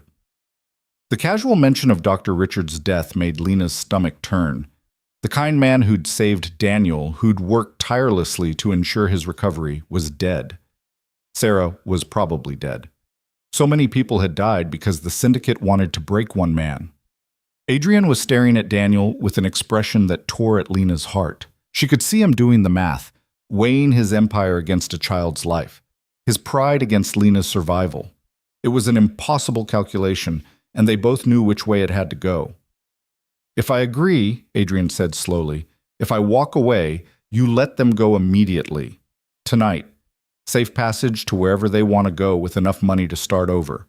And you never touch them again. Agreed. We have no interest in Ms. Carter or her son beyond their usefulness in securing your cooperation. Once you've signed the necessary documents transferring your territories and operations to neutral parties, they're free. The architect pulled out a folder, set it on a nearby table. It's all here. Transfer agreements, non-compete clauses, territories to be dissolved or redistributed. Sign, and this ends. Everyone lives. Adrian moved toward the table like he was walking to his own execution. His hands were steady as he picked up the first document, but Lena could see the devastation in his eyes. This was killing him. Not the physical surrender, but what it represented, everything he'd built, everyone he'd lost along the way, all of it reduced to signatures on a page. Adrian, don't. The words escaped before Lena could stop them. Don't do this for us. You're worth everything. He didn't look at her. Couldn't, but his voice carried absolute certainty. Daniel's worth everything. This empire, this war, none of it matters compared to keeping you both alive. How touching, the architect murmured. But please, Mr. Voss, do continue. We're on a schedule.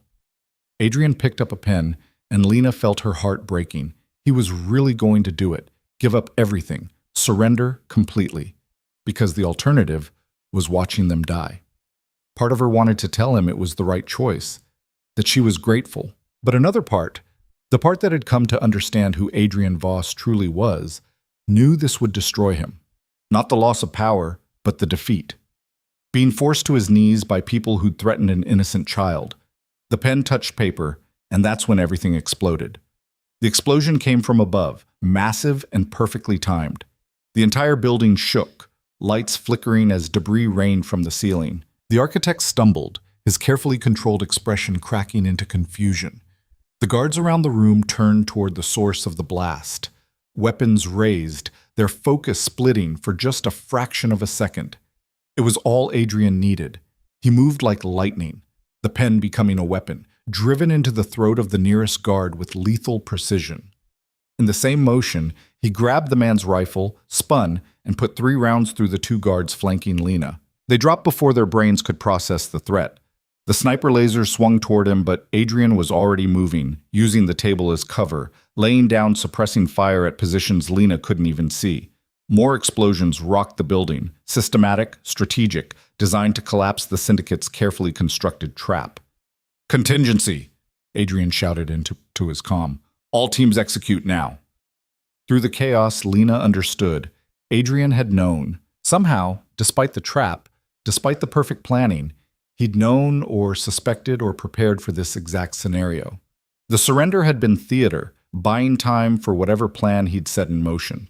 The architect was screaming orders, his composure shattered completely. Victor and Melissa appeared in the doorway, weapons drawn, but Adrian's team was flooding into the building now.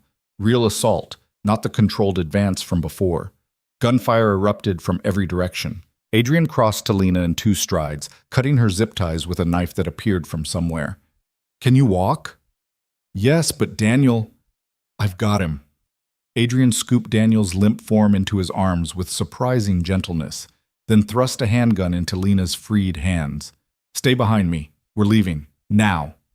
They moved through smoke and chaos, Adrian navigating the warehouse like he'd memorized every corner, which Lena realized he probably had. This hadn't been a desperate improvisation.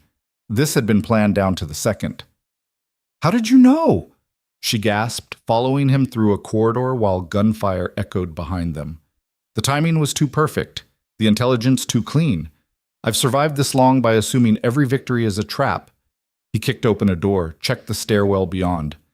"So I set my own trap, sent a small team in the front, made it look like everything you'd expect. But the real assault came through the service tunnels 15 minutes ago. We've been planting charges throughout the building since before you arrived." They descended 3 flights at a run, Daniel's weight seeming not to slow Adrian at all. At the bottom, they emerged into an underground parking structure where 3 of Adrian's vehicles waited, engines running. His team was already loading up, moving with urgent efficiency. But they weren't alone. Victor and Melissa had rallied their forces, and now syndicate soldiers poured into the parking structure from multiple entrances. Adrian's people returned fire immediately, the concrete space turning into a kill box of ricochets and muzzle flashes. "Get them in the vehicle!" Adrian shouted, passing Daniel to one of his guards.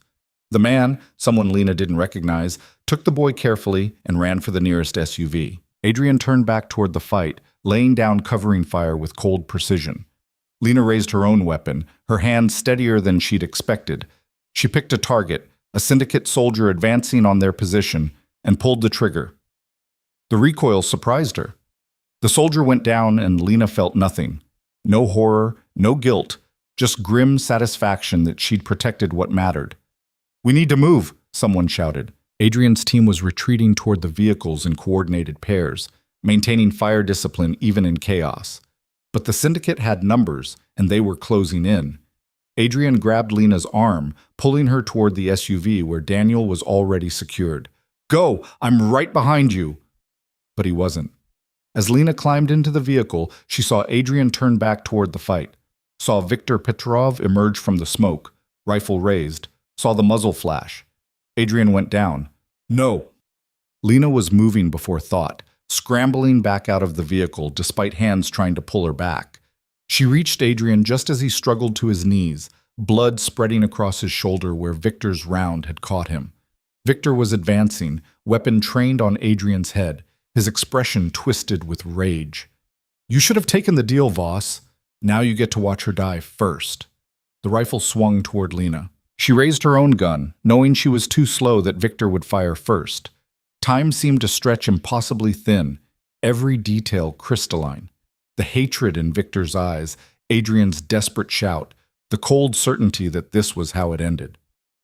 Then Marcus appeared from nowhere. Lena's brother, her betrayer, the man who'd poisoned Daniel and sold them all, slammed into Victor from the side. They went down in a tangle of limbs, Victor's rifle skittering across concrete. Marcus was smaller, weaker, but he fought with desperate ferocity, his hands closing around Victor's throat.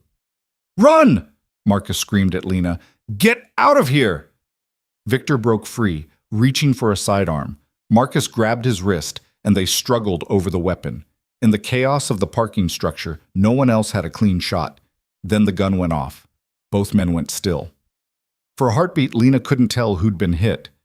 Then Marcus collapsed, blood blooming across his chest. Victor stood over him, weapon raised to finish it.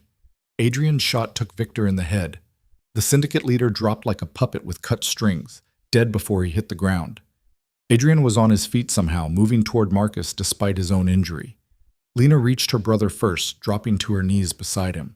The chest wound was catastrophic, blood pumping between his fingers where he tried uselessly to stem it. "Marcus, hold on, we can get you help." "No time." Her brother's voice was wet, labored, blood flecked his lips. Had to do something to make it right. "Why?" Lena's voice broke. "After everything, why now?" "Because you're my sister, and Daniel's my nephew." Marcus's hand found hers, gripping weakly. "I'm sorry for all of it. I was weak, scared, chose wrong." His eyes found Adrian. "Take care of them, better than I did." Adrian nodded once, the gesture heavy with meaning. Marcus's breathing was getting shallower, each breath a struggle. "The architect. He's not here. He left before you arrived. Has a facility. Outside the city. Coordinates are..." He rattled off numbers, latitude, and longitude, making Adrian's team scramble to record them. "Marcus, please." Lena couldn't finish. What was there to say? I forgive you, I hate you. Both were true.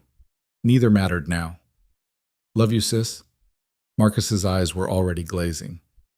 Tell him Uncle Marcus was sorry." Then he was gone. Lena knelt there, her brother's blood on her hands, feeling absolutely nothing. The grief would come later, she knew. The complicated mourning for a man who'd betrayed her but died trying to save her. But right now, there was only numbness and the certainty that they had to move. "We're out of time," Adrian said quietly. His hand on her shoulder was gentle but insistent. "Lena, we have to go. Now." She let him pull her up, let his team guide her back to the vehicle. As they pulled away, leaving Marcus's body in that blood-soaked parking structure, Lena watched the warehouse complex recede through the rear window. Melissa Chen was dead somewhere in the building. Viktor Petrov lay dead in the parking structure. But the architect, the mastermind behind everything, had escaped. The war wasn't over. Adrian was being treated by a medic in the back of the SUV, his shoulder wound serious but not fatal.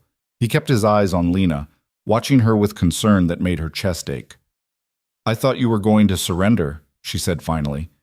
"When you picked up that pen, I thought, I know what you thought. I needed them to think it too." He winced as the medic probed the wound. "But I meant what I said.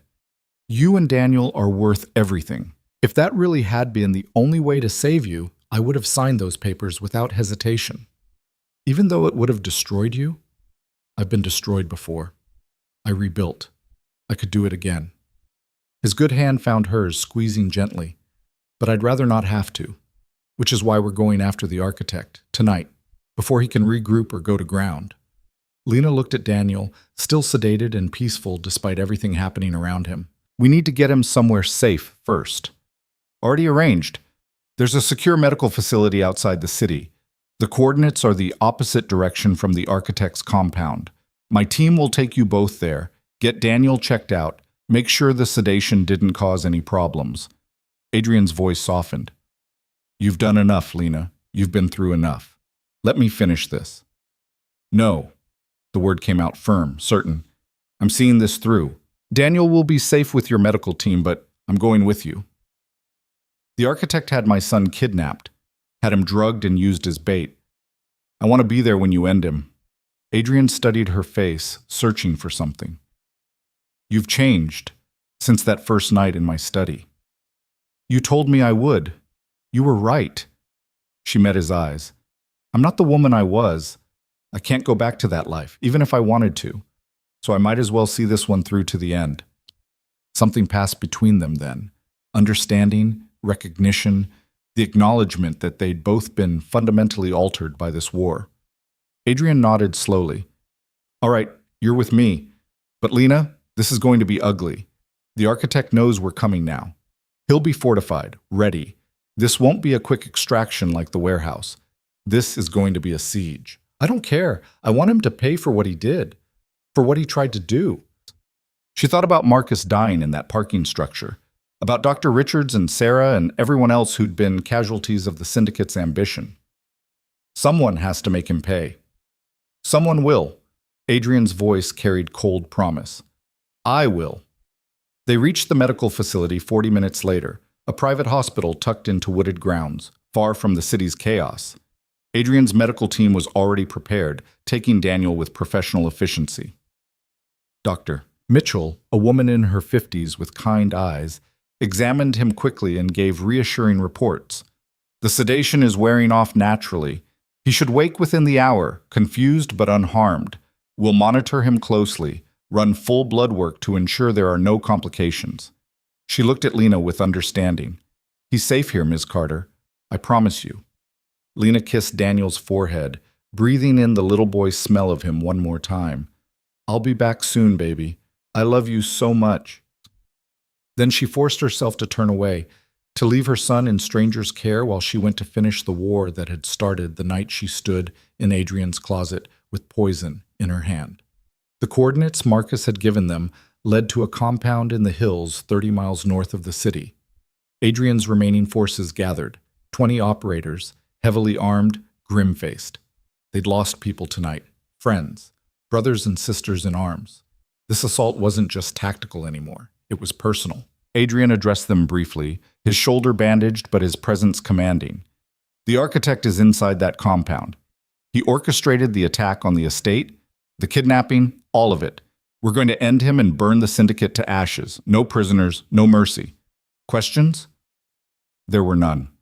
These were professionals who understood exactly what was being asked of them. They moved out in convoy, night vision equipment at the ready, weapons loaded for war. Lena rode with Adrian, watching the city lights fade behind them as they climbed into the hills. She'd crossed so many lines tonight, killed a man, watched her brother die, left her son to go hunting the monster who'd threatened him. The woman she'd been 3 weeks ago wouldn't recognize this version of herself, and Lena found she didn't care. When this is over, Adrian said quietly, when the architect is dead and the syndicate is broken, what do you want? Lena considered the question. I want Daniel to grow up safe, to play soccer and go to school and never know how close he came to dying. I want to wake up without fear. I want... She trailed off, the next words catching in her throat. What? I want you, still there, still alive, still... She couldn't finish, but she didn't need to. Adrian understood. I'm not going anywhere, he said, the promise reckless and sincere.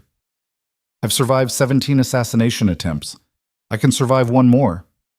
That's what worries me. Eventually the odds catch up. Not tonight. His hand found hers in the darkness. Tonight we win. Together. The compound appeared ahead, a sprawling estate protected by walls, cameras, and who knew what else. The architect had run here, to his final fortress, and now Adrian was bringing hell to his doorstep. The assault began with precision strikes, snipers taking out cameras and external guards, breach teams blowing through the perimeter wall in 3 locations simultaneously. Adrian's forces poured through like an avenging tide, and this time there was no mercy, no holding back. Lena stayed with Adrian, moving through corridors slick with blood, past defenders who'd made the fatal mistake of standing between Adrian Voss and his vengeance. She'd thought the warehouse was violent. This was annihilation. They found the architect in what looked like a command center, banks of computers, surveillance feeds, evidence of the vast network he'd built. He was trying desperately to delete files, destroy evidence, when Adrian kicked in the door. The architect froze, his hand still on the keyboard, his refined composure finally cracking completely. "Mr. Voss, I see you declined my generous offer." "I'm not big on surrender." Adrian raised his weapon. "Where are your guards, your fail-safes? I expected more from the great architect." "Gone, fled. Purchased loyalty only extends so far when the empire is burning." The architect's smile was bitter. "I underestimated you. I thought threatening the woman and child would break you. Instead, it just made you more dangerous. Last mistake you'll ever make." "Wait." The architect raised his hand slowly. "I have information. Names of every politician, every law enforcement official, every judge on our payroll. Complete files on the entire operation. Worth far more alive than dead." Adrian seemed to consider this. Then he glanced at Lena. "What do you think? Does he get to make deals?" Lena thought about Daniel in that room, sedated and helpless. Thought about the architect's calm voice as he threatened her son's life. Thought about mercy and justice and which one this man deserved. "No deals," she said quietly. Adrian pulled the trigger. The shot echoed in the command center, final and absolute. The architect collapsed, his vast network and careful plans dying with him. It should have felt like victory. Instead, Lena just felt tired. "It's done," Adrian said, lowering the weapon. "The syndicate's leadership is dead. We'll seize their assets, distribute their territories, ensure no one steps into the void they've left. It's over." Around them, his team was already securing the compound, gathering intelligence, ensuring there were no survivors to rebuild what they'd destroyed. The war that had started with poison in a closet was ending with fire and blood in the hills above the city. Adrian turned to Lena, and she saw exhaustion matching her own in his eyes. "Let's go home." To Daniel. They walked out of the compound together, leaving the architect's body and the burning remnants of his empire behind. The sun was rising as they drove back toward the medical facility, painting the sky in shades of gold and crimson. "Your estate," Lena said suddenly, remembering. "They burned it." "Estates can be rebuilt. You and Daniel can't." Adrian leaned his head back against the seat, finally allowing himself to show the pain from his shoulder wound. "Besides, maybe it's time for something new, somewhere without so much blood in the walls. Somewhere safe." "Somewhere safe," he agreed. When they reached the medical facility, Daniel was awake and asking for his mother. Lena ran to him, gathering him into her arms, tears streaming down her face. He was safe, alive, whole. Everything else, the violence, the death, the darkness she'd waded through, it had all been worth it for this moment. "Mommy, you came back," Daniel said, hugging her tight. "I had weird dreams." "Just dreams, baby. Everything's okay now." Adrian stood in the doorway, watching them, and something in his expression made Lena's heart ache. This dangerous man, this crime lord who'd killed without hesitation and built an empire on fear, he was looking at her and Daniel like they were the only light in his dark world. "Is the bad man gone?" Daniel asked, his voice small. "Yes," Lena said firmly. "All the bad men are gone. We're safe now." Daniel seemed to accept this, settling back into the bed with a yawn. The sedation was still working its way out of his system. Within minutes, he was asleep again, this time peacefully, without drugs or danger. Lena stayed beside him, holding his hand, while Adrian stood guard. Neither of them spoke. They didn't need to. They'd survived the impossible, destroyed an empire, and come out the other side changed but alive. The war was over. And somehow, impossibly, they'd won. The first week after the syndicate's fall was a strange kind of quiet. Daniel recovered quickly, his resilience remarkable for someone so young. Within 3 days, he was asking to go outside, to explore, to play. The doctors cleared him fully, pronouncing him healthy and strong. The poison's effects completely reversed. Watching him run through the medical facility's gardens, chasing butterflies and laughing without the shadow of illness hanging over him, Lena felt something inside her finally begin to heal. But the world outside those peaceful grounds was in chaos. Adrian spent most of those first days managing the fallout.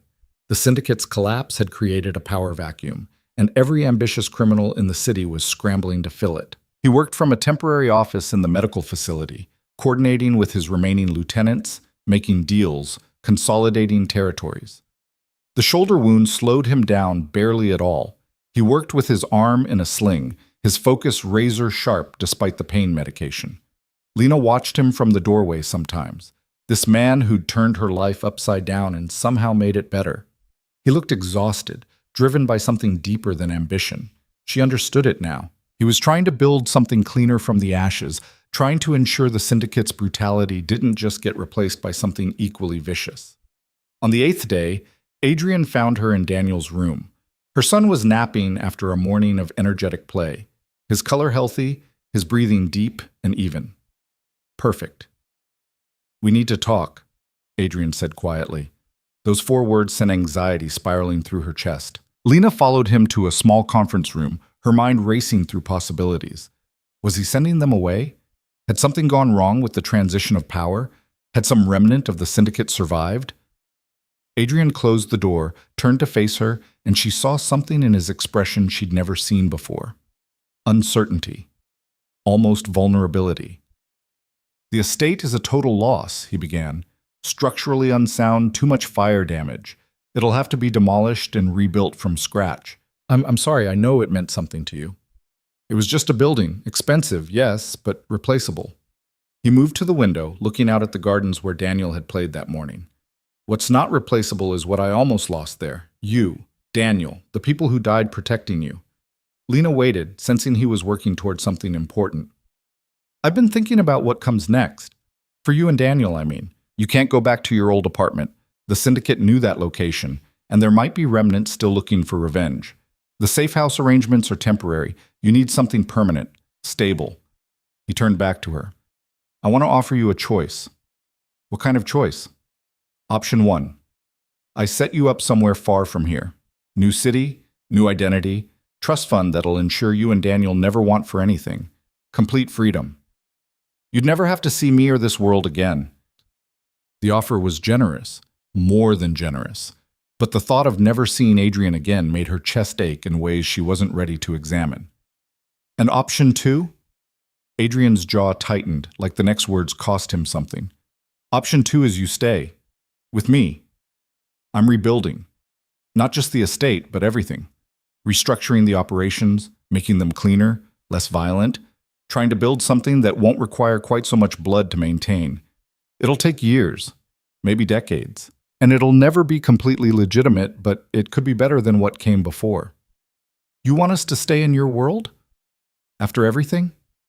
I want you in my life, however that looks." He closed the distance between them, his good hand coming up to cup her face with heartbreaking gentleness. "These past weeks, having you and Daniel at the estate, knowing you were safe under my roof, it changed something for me.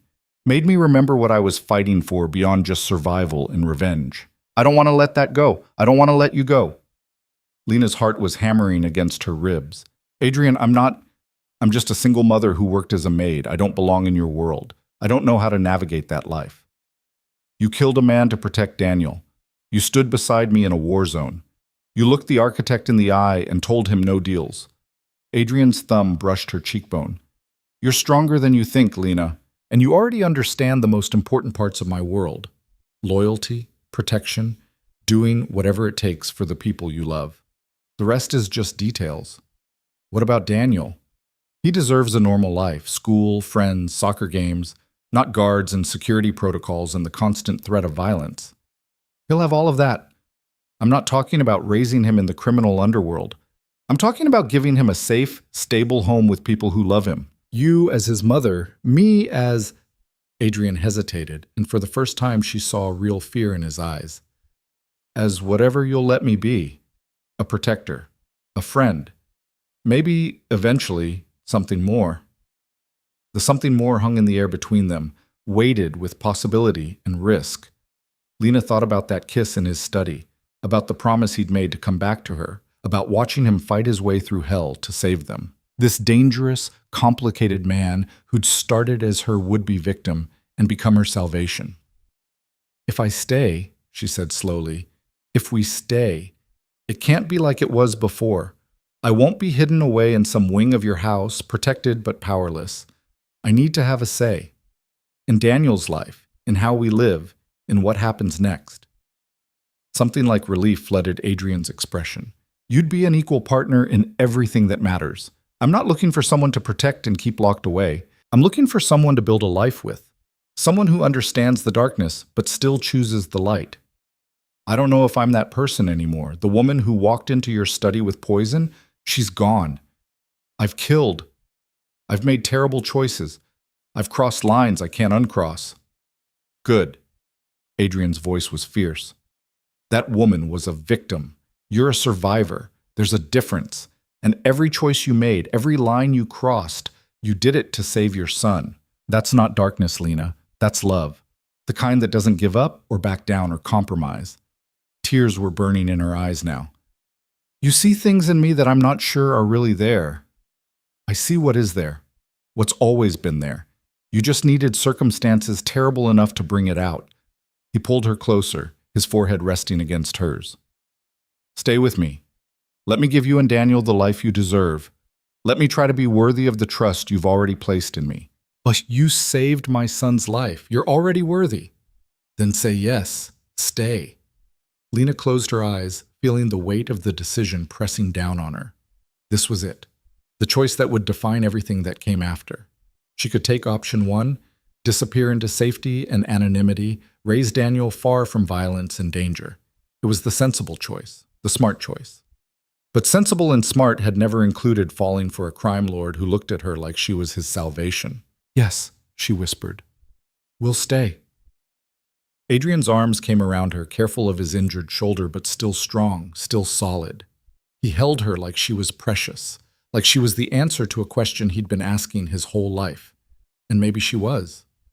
Maybe they'd both been looking for this, for someone who understood the weight of impossible choices, who'd walk through fire for the people they loved, who could stand in the darkness and still believe in something better. When they finally pulled apart, Adrian was smiling, actually smiling, not the cold ghost of humor she'd seen before, but something genuine and warm. I need to tell you something about the rebuild. What about it? I'm not recreating the estate as it was. Too many bad memories, too much blood soaked into that ground.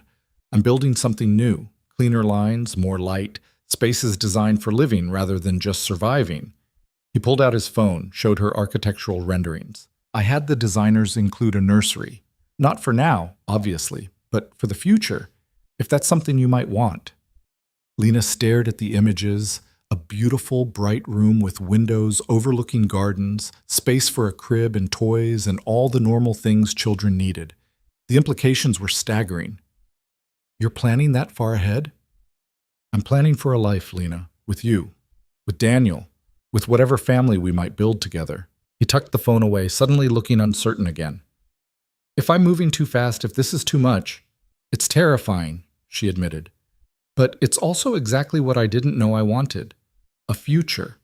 A real one, not just survival day to day, but actual plans and dreams and possibility. Then we'll build it together, starting with telling Daniel. That stopped her. You want to tell him now? About us?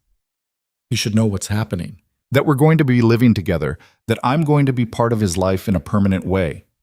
Adrian's expression turned serious. I won't lie to him or hide what I am, but I also won't burden him with details he's too young to understand. He deserves honesty, within reason. They found Daniel awake and playing with toy cars one of the nurses had brought him. He looked up when they entered, his face lighting up with that uncomplicated joy children have. Mommy, Mr. Voss! Look, this one goes really fast, he demonstrated, racing a small red car across the floor. Lena sat beside him, Adrian taking a chair nearby. Sweetheart, we need to talk to you about something important.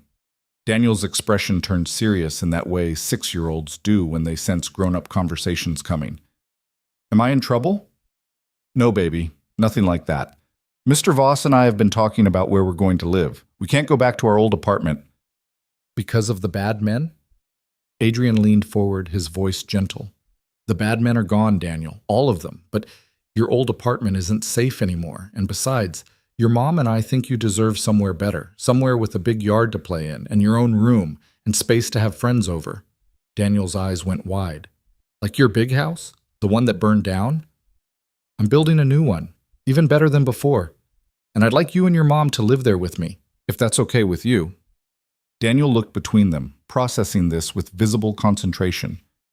Would you be like my dad? The question landed like a physical blow. Lena saw Adrian's composure crack, real emotion flooding his face. He took a breath before answering.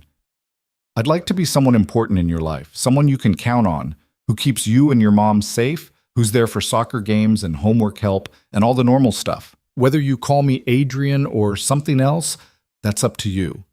But I promise I'll do my best to deserve whatever trust you give me. Daniel considered this seriously. Then he picked up the red car, held it out to Adrian. Want to play cars with me? It was such a simple gesture, but the acceptance implicit in it made Lena's throat tight. Adrian took the car with his good hand, a small smile crossing his face. I'd like that. For the next hour, they sat on the floor of that medical facility room, playing with toy cars while Daniel chattered about everything and nothing. The violence and darkness of the past weeks felt impossibly far away, replaced by this simple domestic moment that somehow meant more than all the grand gestures and dramatic rescues. This was what they'd fought for. Not survival, but the chance to have moments like this. Normal, safe, together. The reconstruction took 4 months. Adrian threw himself into it with the same intensity he'd brought to destroying the syndicate, but this time he was building instead of tearing down. Lena watched the new estate take shape from the temporary housing Adrian had secured for them, a comfortable apartment with security, but also proximity to good schools for Daniel. True to his word, Adrian restructured his operations. He couldn't make everything legitimate overnight, but he systematically eliminated the most violent aspects. No more trafficking. No more protection rackets targeting vulnerable businesses. The empire he was rebuilding would deal in gray markets rather than black ones, walking the line between legal and illegal, but staying far from the brutality that had defined the syndicate. It cost him. Some of his old associates walked away, unwilling to adapt to the new rules. Others tested his resolve, tried to push boundaries, and found themselves cut out entirely. But slowly, steadily, Adrian built something different. Not clean, but cleaner. Not innocent, but less vicious. Lena found herself drawn into the process in ways she hadn't expected. Adrian consulted her on decisions, valued her perspective as someone who'd seen the damage the criminal underworld inflicted on regular people. She helped identify which operations were truly harmful versus which were victimless. Her voice carried weight, and she learned to use it. She also learned to defend herself properly. Adrian insisted on training, not just basic gun safety, but comprehensive self-defense, situational awareness, threat assessment. The lessons were practical and necessary, but they also represented trust. He was giving her the tools to protect herself and Daniel, not keeping her dependent on his protection. Daniel thrived. He started first grade at a private school near their temporary apartment, making friends easily, joining a youth soccer league. The illness that had nearly killed him became a distant memory, mentioned only during routine medical checkups that continued to show perfect health. He called Adrian by his first name, but the relationship was evolving into something deeper. Father figure wasn't quite right. Daniel remembered his biological father vaguely, photos Lena had kept, but Adrian was becoming family in his own right, the person who came to soccer games, who helped with homework, who read bedtime stories when Lena was tired. The nightmares came for Lena about 2 months in. Flashbacks to the warehouse, to her brother dying, to Daniel sedated and helpless in the syndicate's hands. She'd wake gasping, heart racing, the taste of fear metallic in her mouth. Adrian was always there on those nights, talking her down, grounding her in the present, never making her feel weak for struggling. You survived trauma, he said one night after a particularly bad episode. This is your brain processing what happened. It doesn't make you broken. It makes you human. You don't have nightmares. I have different demons. I've learned to live with them. You will too. She wanted to ask what his demons looked like, what kept him awake in the small hours. But some questions didn't have answers that helped, so she just let him hold her until the shaking stopped. The new estate was finished in early autumn. Lena walked through it with Adrian and Daniel, seeing the reality of what had been blueprints and promises. It was beautiful, modern but warm, designed for living rather than intimidating. Large windows let in natural light. The security was there but invisible, woven into the structure rather than dominating it. Daniel ran through the halls, his delighted shouts echoing as he discovered his room, decorated in blues and greens with a bed shaped like a race car and shelves already stocked with books and toys. "This is the best room ever." Lena followed more slowly, Adrian beside her, cataloging the changes from the old estate. The study was different, less dark wood, more open space, positioned to overlook the gardens rather than turned inward. The west wing where she and Daniel had stayed before was completely reimagined, the medical suite transformed into guest quarters. And there, at the end of one hallway, was the nursery Adrian had mentioned. Empty now, painted in soft neutrals, waiting for a future that might or might not come. Lena stood in the doorway, Adrian's presence warm behind her. "No pressure," he said quietly. "It's just space. We can use it for something else if—" "No." Lena surprised herself with the certainty in her voice. "Leave it. For possibility." Adrian's hand found hers, squeezed gently. "Possibility? I like that." They moved into the estate the following week. The transition was surprisingly smooth. Daniel adapted immediately, thrilled by the space and freedom. Lena took longer, still half expecting danger around every corner, still checking locks and security systems compulsively. But slowly, day by day, the estate began to feel like home rather than a fortress. Adrian's work continued, but he was present in ways Lena hadn't expected. He made it to dinner most nights, carved out time for Daniel's soccer games, was there for the small domestic moments that built a life. The crime lord who'd terrified the city was learning to be something else. Partner, father figure, builder of quiet happiness in the spaces between darkness. 3 months after moving in, on a cold November evening, Adrian found Lena in the garden. She'd taken to walking there in the evenings, finding peace in the carefully tended paths and the sound of water from the fountain at the center. He fell into step beside her, hands in his pockets, his shoulder fully healed now. "I have something for you," he said, pulling out a small box. Lena's heart jumped. The box was the wrong shape for a ring, but still. "Adrian, it's not what you're thinking. Open it." Inside was a key. Simple, unadorned, but clearly important. Lena looked up at him questioningly. "It's the key to the estate's safe room," Adrian explained. "The one place in this entire property that's truly impenetrable. Biometric locks, reinforced walls, independent power, and communications. If anything ever goes wrong, you and Daniel go there. You'll be safe while I handle whatever the threat is." "You're giving me the key." "I'm giving you control. You can lock me out if you need to. Lock out everyone. It's your escape hatch, your ultimate protection. I never want you to feel trapped or helpless again." He closed her fingers around the key. "This is me trusting you with the deepest security of my home, and it's me promising that you always have choices. Always have an out if you need it." Lena stared at the key, understanding the weight of what he was giving her. Complete trust, ultimate safety. The knowledge that she controlled her own protection and Daniel's. "Why would you do this? What if I use it against you?" "Then you probably have a good reason, and I deserve it." Adrian's expression was serious. "I'm not your captor, Lena. I'm your partner. Partners trust each other with the hard stuff. This is me proving I mean that." She threw her arms around him, the key clutched in one hand, her face pressed against his chest.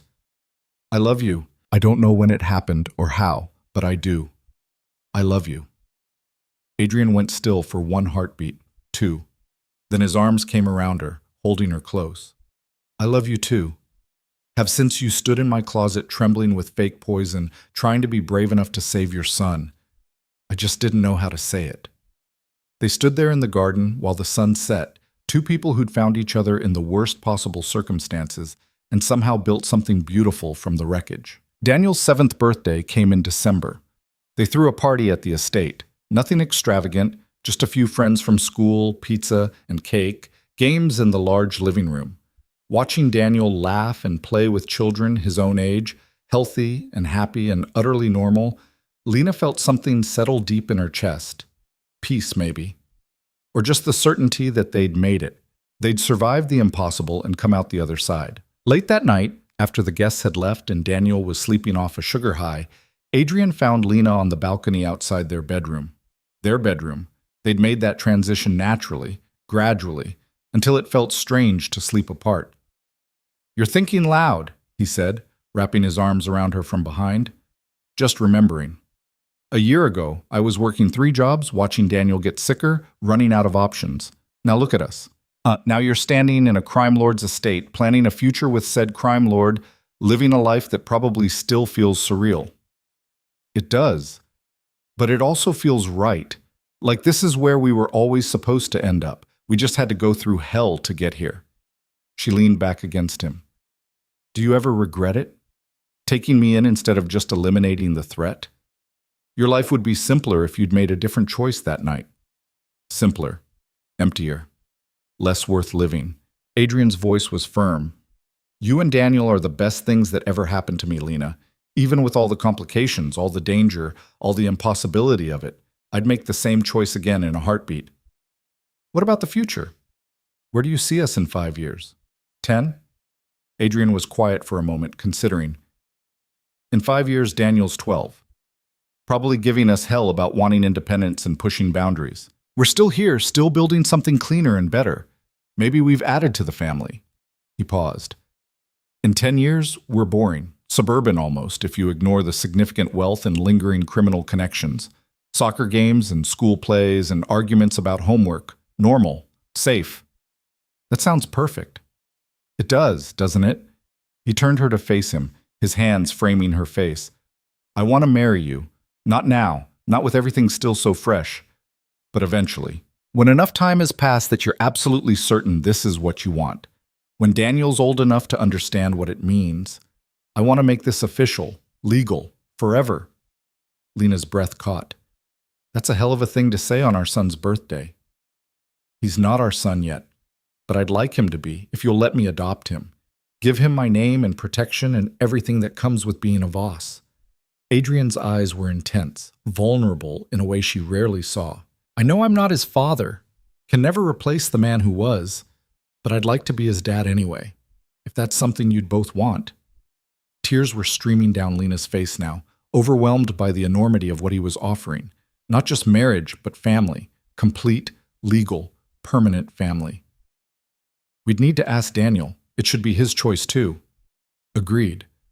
But if he says yes, if you both say yes, then yes, to all of it. Marriage, adoption, building this impossible, beautiful life together.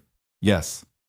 Adrian kissed her then, and it tasted like promises and hope, and a future neither of them had dared imagine a year ago. When they finally pulled apart, both breathing hard, Lena rested her forehead against his. Who would have thought, she murmured, that night with the poison would lead here?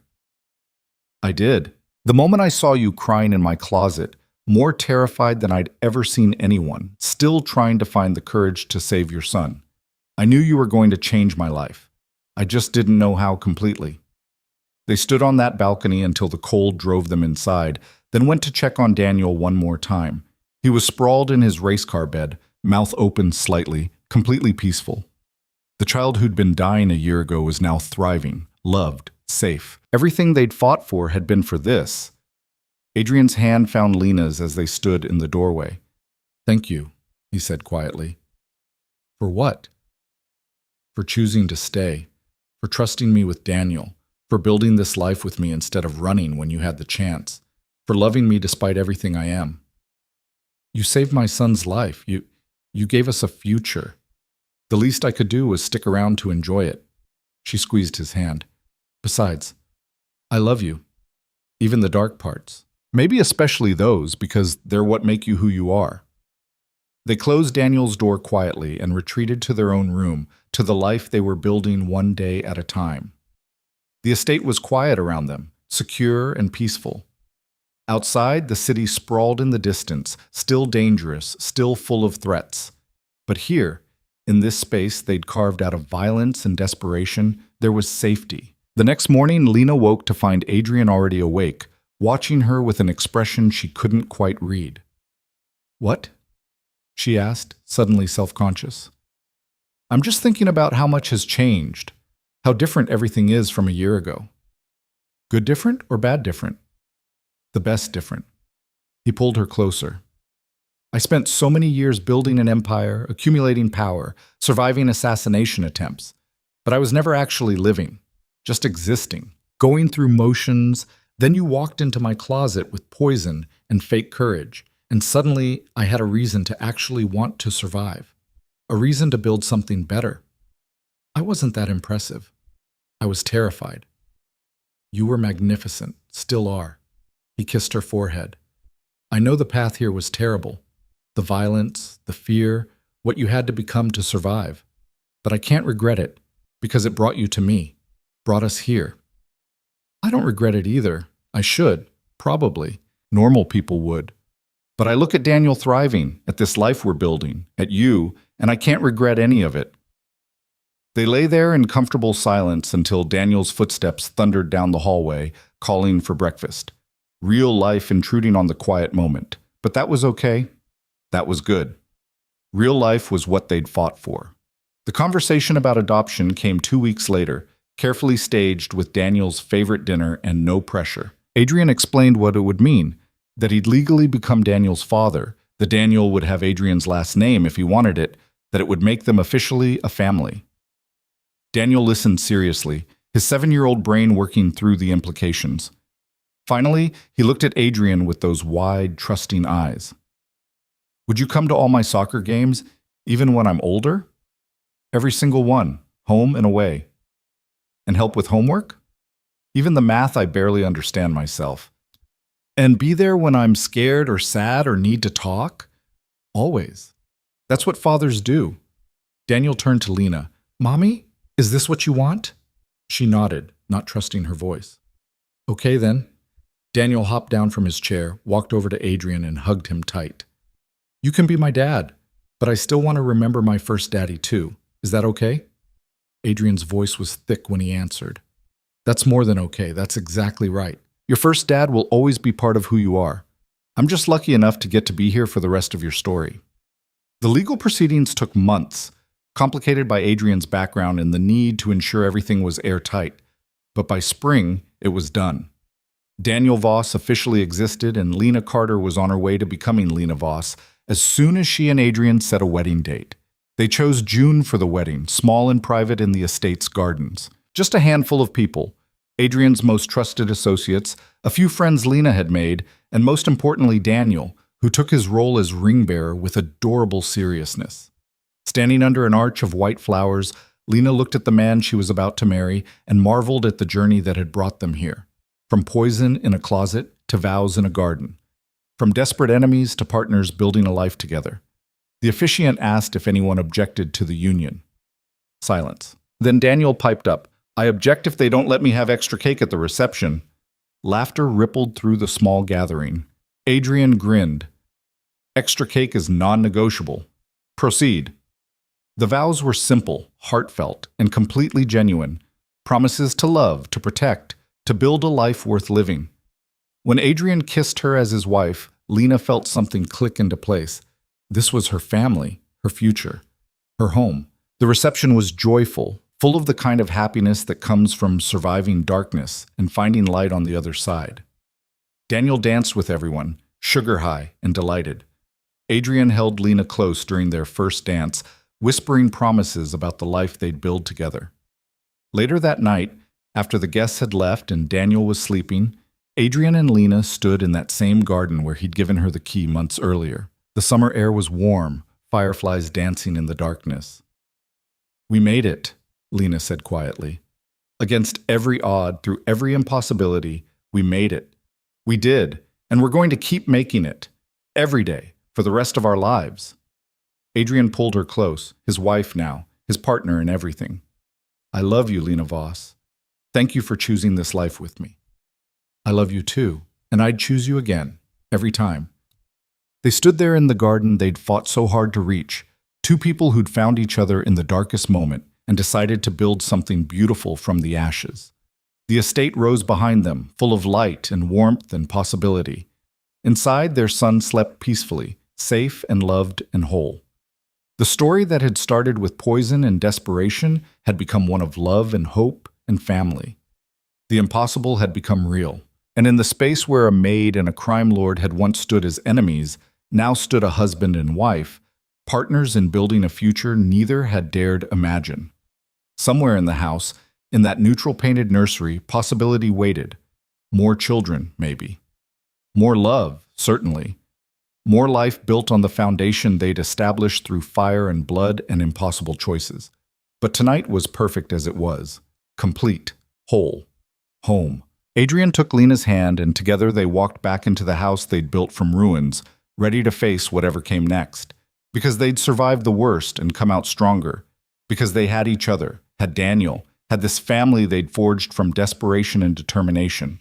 The poison was long gone, washed away by time and love and the simple, extraordinary act of choosing each other every single day. And in the end, that choice was everything.